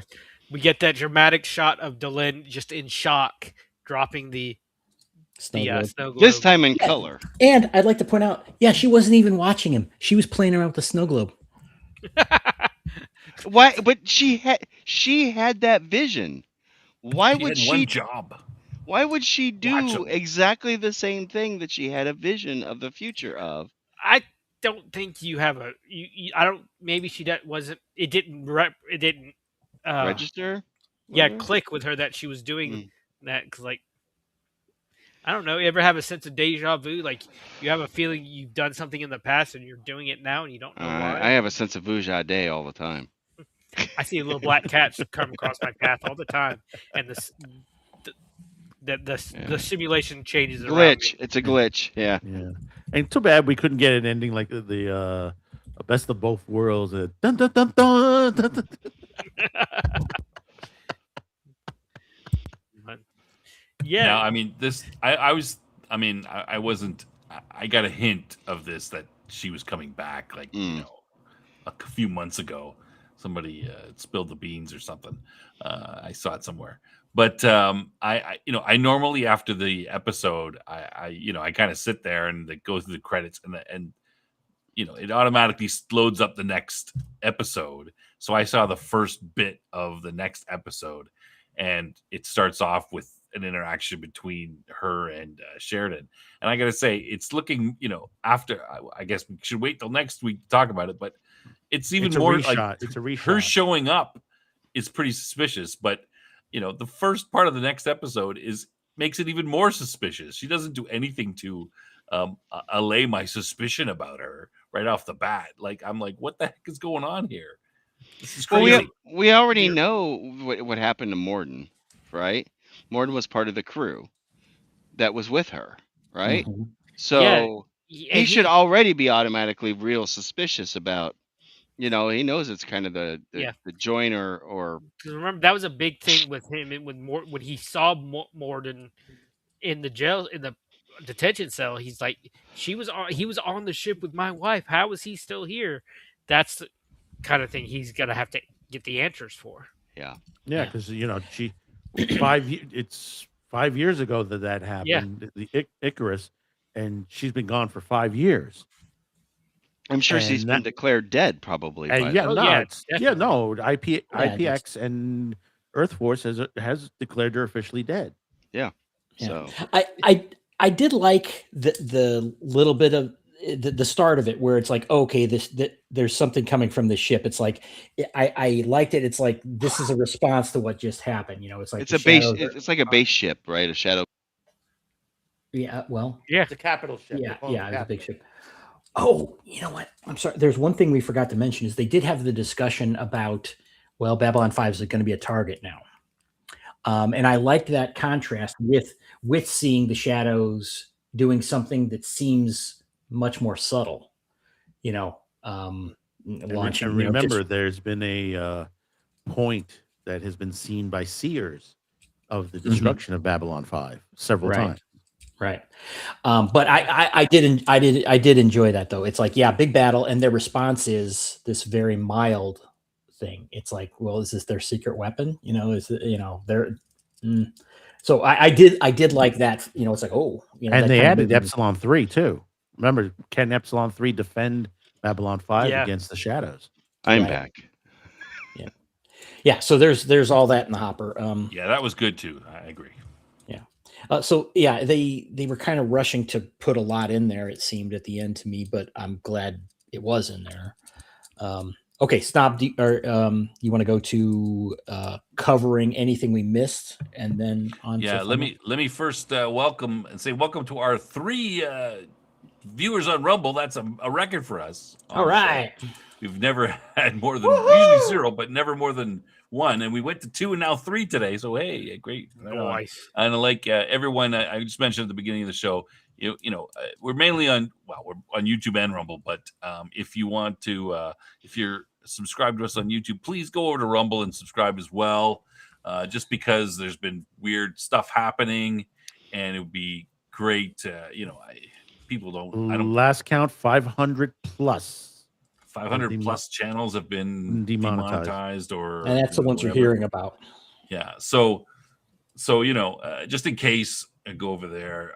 There's rumors that YouTube may be turned into, AI slop, getting rid of all its original creators, and AI slop, fill it with AI slop, so they don't have to give any money to. Ironically, claiming that it's because you're having inauthentic content or whatever. It's insane hypocrisy going on. And these haven't been, and maybe so you might just see big studios and then AI slop on YouTube in the future. That might be what they're moving to. I don't know, but we're just trying to we're keeping our options open. I'm real. We're keeping our options show your face, Jeff. Beep, beep. I am. See, Oh, we're I'm real sorry. people. I'm looking at the. I was looking at the. Yeah, you're looking at the YouTube. Yeah, it's still behind. Yeah. Okay. So, yeah. So other than that, we said, yeah, and we same with everybody else too. So final, did we miss any points, gentlemen? Is there any point that you want to bring No, up that that Cam I can didn't, or remember. No, I think everything I none? got. Well, I can do in my wrap up. All right, let's go to the final then. all right? Final thoughts. Who should we start with? Let's start with Outpost Nerd, our special guest. I think we talked about how the battle could have been bigger. There were some things that didn't feel right. A lot of the acting choices were meh. If I had to rate this, I'd maybe give it a 7 out of 10, which I think might be the lowest I've ever done. Okay. Yeah. Interesting. Snob's not calling anyone in. Let's go to Madman. Yeah. Okay. Next, go ahead. Well, I'm going to be a little bit more gracious. The episode itself, other than the walkabout situation, some of the erratic talk through this episode, I give it about an 8.5 out of 10. For the reason is, it is an important episode, to the point that we're getting to the point where the Shadow War is going to full levels now. We don't know when the shadows are going to come to Babylon 5, if they come to Babylon 5. Now we have Anna Sheridan alive. 5 years ago, she was declared dead. Now she's alive. She's here on Babylon 5. What the hell is going on at this point? Her coming out of a shadow ship. What is going to come next week with this situation? How will he take this? That he's admitted she's dead. What is he going to feel like at this point? And I think that's where we're going to get to, from this episode itself. That's the strength of this episode, is some of the smaller elements that were creeping in there that came out and bloomed. All right, Jeff. All right. So I think that in this episode, they really, they could have nixed the whole all the Franklin scenes out of this one, and really focused on building up and prepping, all of the non-aligned worlds that are left in this alliance, that are part of it, and I think it would have been much better if they had done some of this. We're gonna, no, that's not the way you do that. You need to go do this kind of maneuver and blah blah blah. That type of thing. It would have been nice to see some scenes with them practicing and then doing with the tactical. Him actually getting some of that experience. As I said, Vorlons. Where were the Vorlons? What about some of the other races that they recruited? Some of these. Remember the ones that just appeared and then they said, we'll be there when it's time and blah blah blah. And then we didn't see those guys with the really funky looking ship. I mean, yeah, I'm glad Franklin is maybe getting better, but like Snob said, it's kind of like, at this point we're almost to the end of season 3. There's 2 more seasons left. I don't know where Franklin's character is really going to go. He might have been better off just as a secondary character that occasionally appears or something like that. Overall, the chaotic scene of the thing, it wasn't as dramatic as it probably should have been. Again, if they would have just cut the Franklin stuff out, they could have put more effort on that. I'm going to give this a 6.5. Really? That harsh? You always booing me. Yeah. I know. Cam. I know. Okay. I kind of came into this episode feeling pretty positive about it. But through the discussion here, I got to say, I think less of it. I think I'm going to go with a 7.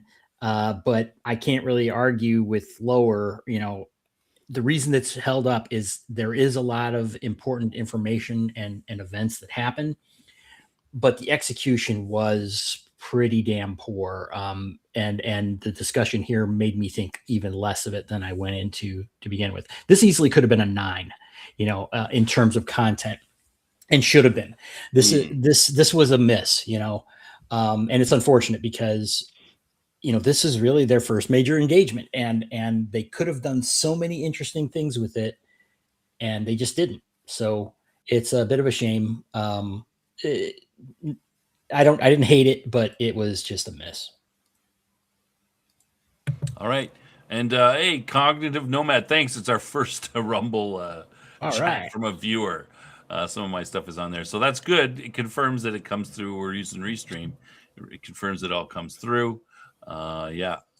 I've been watching the link. I have it up on a second screen here, so I know it's live. I sometimes Rumble's weird about finding some of this stuff. I can't find it. Yeah, I'm not seeing it. But that's a direct link to it, and I'm watching it myself, making sure it's working. I wanted to check the chat out, everything. So yeah, we're trying to make sure it's good to go working out. Okay, myself. I mean, you guys covered everything, and I think Cam covered it as well. I liked the last episode. I enjoyed that better than this episode. Some people say that this one's better. I like the last one better. I'm going to give this a 7 as well. But I can't disagree with. I gave Jeff a little hard time, but I can't disagree with his 6.5 either. There's just some weaknesses that that could have been done a little bit better. And Cam's rants and all that stuff. I mean, I think the whole Franklin thing was a little bit overdone. I don't think it was that necessary for the character. They could have done something different with him. And, we always go back to Star Trek, but, we look what, the original series, you had the 3 main characters, and they seem to do pretty good with Bones there as the medical officer, keeping him involved and stuff. I think maybe they could have used a bit of that to try to bring Franklin out without having to go the way that they did. But, that's a story for another thing. I'm very interested in next week and seeing what's happening. Oh, everybody's going over to that's all you guys going over. We got 6 people watching on Rumble now. You guys are just going over there to check it out and make sure it works. All right. Yeah. That's fine. Okay. That's 7, and I think that's a bit generous, but I'll go with 7. All right. Let's do trivia questions. Trivia questions for next episode, or for this episode, excuse me. The questions are, and I think we answered some of these. In which episode did we hear originally hear the old Egyptian blessing? Some of these are a little difficult. That one's kind of hard. How many nights do Mambari women spend watching men sleep? Yeah. What is the name of the ship Sheridan and Delin are on during the battle? That's a difficult one. In which episode did we originally see Sheridan's dream? Another hard one. And what is the countdown at the end of the episode? So, answers to all those trivia questions and more next episode. What's the next episode, Cam? Zahadum. The final. Is it good? Should we be looking forward to it? It is considered to be a good episode, yes. One of the best. Z minus 0 days. And I watched the first minute or 2 of it, so I do know that it starts out with Anna and Sheridan, that confrontation, and so I'm not sure what else happens, but yeah, it'll be interesting. All right, what do you got going on, Outpost Nerd? On your channel? Waiting to hear back from a buddy of mine when he wants to do a Lego build stream. I have a Lego Batman the Animated Series Batmobile that I have been dying to build on stream. I shared it this past Tuesday, when me and Madman and the Snob were talking Batman the Animated Series versus Invincible. Go check out that stream. It was one of my favorite streams, one of my favorite topics I've talked about in my YouTube time. Really enjoyed it. Go check that out. All right, great, thanks. Madman. All righty. If you didn't watch it today, we had a Tubi video on the second wave of cartoons that are hitting Tubi TV right now. Tomorrow, or today, actually coming up, We're going to have another video talking a little bit more on the Invincible, sort of a stretch from the Tuesday live stream. And then on Friday, Ninja Scroll, the original classic, is coming back to theaters in 4K. But one thing has hit to the point online, that and another anime that they're considering it, that it is a certain subject matter, which is like toward a hentai argument, which it's not, and we'll discuss that on Friday's show. And then, of course, Tuesday, Madman Cafe live, 3 p.m. We haven't figured out what we're doing yet on that, so do tune in for that. All right, Jeff. All right. Well, this Sunday coming up on the Bad News Bards, it's our 25th official show. Sunday. Yeah. You can't say Sunday without doing that. No. The only way that would be better is if I could do the whole The reverb. the Latin, the Latin DJ. Domingo. Yeah, right. But at any rate, yeah. So this is going to be our 25th official episode, and we're going to kind of recap the previous episodes and some of the ones that were done just before we launched the Bad News Bards. So where we had some guests on there, I've reached out to a couple of them and seen them, kind of find out where they're at. So if anybody missed the show last Sunday, please check it out. We had Alphinius Goo, Camera Mandy, and Luke Gygax on for almost a whole 2 hours. So it was just about 2 hours. So we had some tabletop royalty on the channel. So if you missed it, you missed a really good show. Plus, my intro video was awesome, man. Come on, I gotta pat myself on the back here. I'm gonna break my arm doing that, but I loved that. So anyway. So no chainsaws or butt cracks or no, none of that. No, none of that. No weird stuff. And Dark Side of the Die. Yeah, Dark Side of the Die. Yeah, I'm gonna kick your ass. All right. And don't forget Jason's channel. Check out Jason's usually on the show. He wasn't on tonight, but check him out. Sci-Fi for Me TV. There's a link on your screen there. Mrs. Boss' birthday was today. Yeah, happy birthday, Mindy. Boss' birthday was today. Yes. Happy birthday, Mindy. Many happy returns. The birthday. And don't forget to check out our other one of our other guest panelists who's sometimes on the show. Dean. Dean is doing he's got Untold Destiny. He's putting out a fantasy medieval RPG, and he talks about that on his channel. There you got the times right there. You can check him out, and I think he'll be on the show next week. So yeah. Did he get the good straw lot for next week? Yeah, he beat me to it. I wanted he'll that be one. there on the so show. bad. Yeah. All right. Yeah. Sorry, Outpost. Cam, do you want to announce anything? Do you want to announce anything right now? Yeah, my Diablo 4 season's going great. No, you forgot about this. Oh. You're the new Cam Rants live show. Is that what we're doing? We're doing Cam Rants. Woo! Wait, you guys Did put you this together literally quick. make that in the time it took? Yes. From now Yes, to he did. Talked about it like 30, 45 minutes ago. Holy That crap. is all that goes to Madman, of course. He's the expert with these things. I did not do this at all. It's a nice job.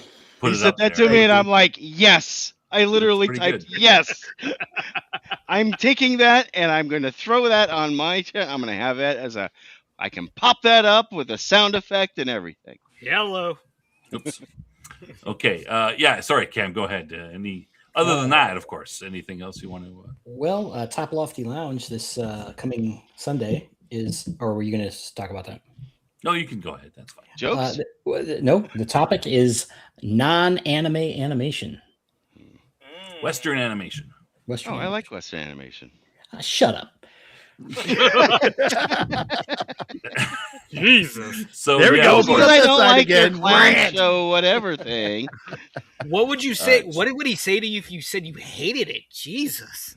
I know. At least he'd be consistent. Yeah, so check out this show, the Babylon 5 show, every Wednesday at this time. And next week is the finale of the show.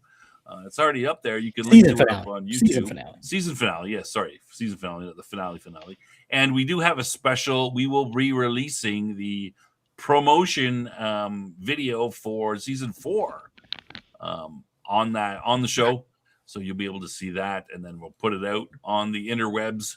And so next week, the finale for season 3. And then, of course, after every season, we have a wrap-up show where we talk about the entire season. So that will be the week after, and then we will jump right into season 4, unless there's a reason we shouldn't. Someone's got some reason why we shouldn't. We shall jump right into it and carry on. As Cam mentioned, the Top Lofty Lounge every Sunday. That's about it. Did I miss anything, gentlemen? Nope. Are we good? All right. Here's my socials. You can check them out if you want to. Twitter, we use that mainly. We tell you what shows are going on, that kind of thing, and jump on the Discord for talk about science fiction, that kind of stuff. Like and subscribe to all of our channels, please. We need the subs, man. I've been appreciate it. 226 for like 6 months. I need people. I'm this close to 200. Yeah, we like and subscribe. We appreciate it. It helps us with the algorithm. Theoretically, we could hit 200 by Sunday, Snob. All right, right on. We're that close. Awesome. We hope you do. Okay, that's it, everybody. Thanks for watching the show, and we will see you hopefully next week. Good night, everyone. Good night. Good night. Good night, everybody. Good evening. Ambassador Orlando Molari here from Babylon 5. Please join me on the Babylon 5 retrospective on Science Fiction Snob, Wednesdays at 10 p.m. Central. Yes? Have I ever told you you're very cute for a Mambari?